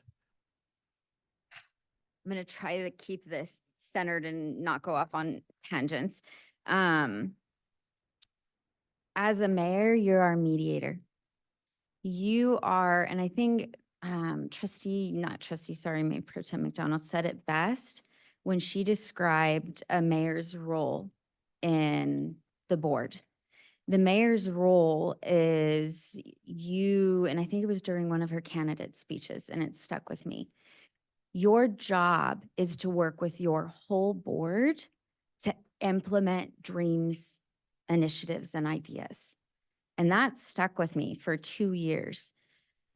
I will say, if you kind of look at the statistic from feedback you're receiving, it's kind of the statistic, the way the votes typically go. So the 3-4 vote, the split vote, the doesn't pass because we're divided vote. But I think at the end of the day, the position that you have is one of a leadership position. And I stopped because I used to email you on a regular basis when I did have issues or there was concerns, threats, intimidation, anything like that that had come up. I stopped emailing because honestly, the only response is I prayed about it and this is this. And that really, truly, and I get it, God is extremely important, but you also have to act through that. You don't get to brush off the middle ground just because you might not like the person that you're dealing with. And when you say you love people, I think that needs to be actually felt, because when someone reaches out to you from our board with a concern, it really, I don't feel that it's actually addressed. I will say that if we implement a timer system, you implement it for every trustee, not just specific ones, because then it looks like you're centering people out. I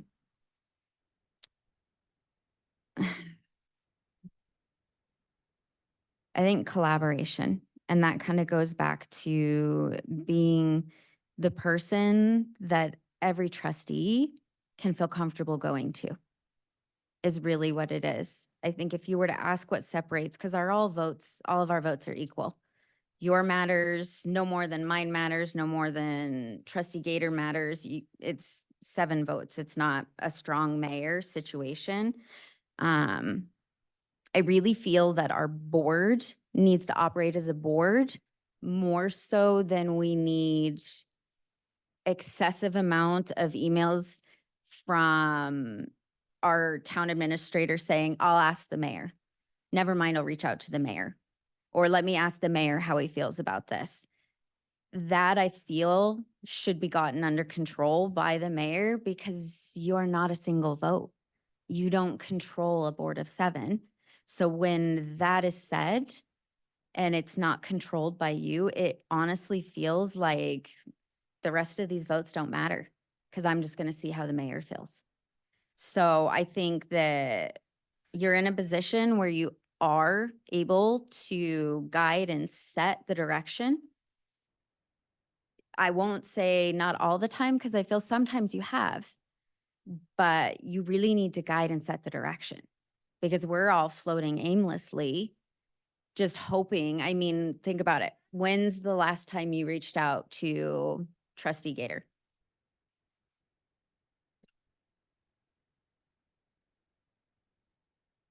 Yeah, not in a long while. Right? So, and I think that's the most important thing is keeping that collaboration because you do sit a little higher. And the higher is the position of to ensure that everyone's goals are being accomplished. Do you know what everyone's goals are on your board? I mean, I have a good idea, but I haven't had like a one-on-one sit down where it's like since the very beginning, like what are your goals? Right. And those change. Yep. So, and I would think that that might be a great way to start.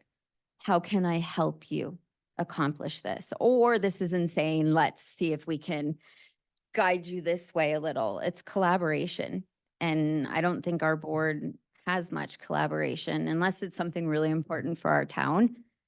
And then all of a sudden we come together. I would like that to be a consistent come together instead of a division most of the time. But I'm grateful for the position that you do serve in. I feel your actions need to support your words, I guess is the best way to say that. Thank you.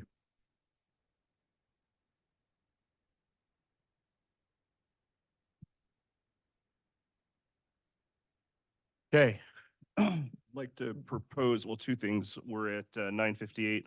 I'd like to propose that we maybe forego board reports and then also make a motion to extend our meeting to 10:30 so we can get to our executive session. Yeah.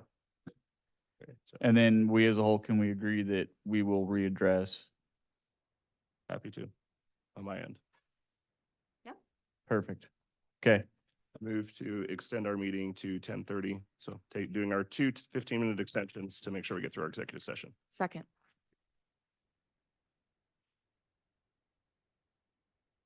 All in favor? Aye. Okay. Mr. Clerk, will you please read the title of item G1? G1, executive session for the purpose of determining positions relative to matters that may be subject to negotiations, developing strategy for negotiations, and/or instructing negotiators pursuant to section 24-6-402 for ECRS regarding negotiations related to matters with the North Poudre Irrigation Company, as required by CRS 24-6-402 2D.5, 2A, and 2E. The executive session proceedings will be electronically recorded, and the record will be preserved for 90 days through April 22nd, 2024. I move that we move into executive session. Second. Mr. Clerk, may I get a roll call, please? Trustee Gator. Yes. Trustee Daly. Yes. Trustee Mason. Yes. Trustee Teets. Yes. Trustee Wiegand. Yes. Mayor Pro Tem McDonald. Yes. Mayor Shosse. Yes. Thank you. The motion carries unanimously. Thank you. Oh, yeah, well, wait. Um, Yeah. One more thing for you to read there, Mayor Shesey. One more thing for you to read there, Mayor Shesey. Oh, yeah. When you're ready. Members of the public will not be permitted in the building during the duration of the public session or executive session. Virtual attendees, please note the Zoom live stream will be suspended for the duration of the meeting. I will now open the executive session, time being 9:59 PM.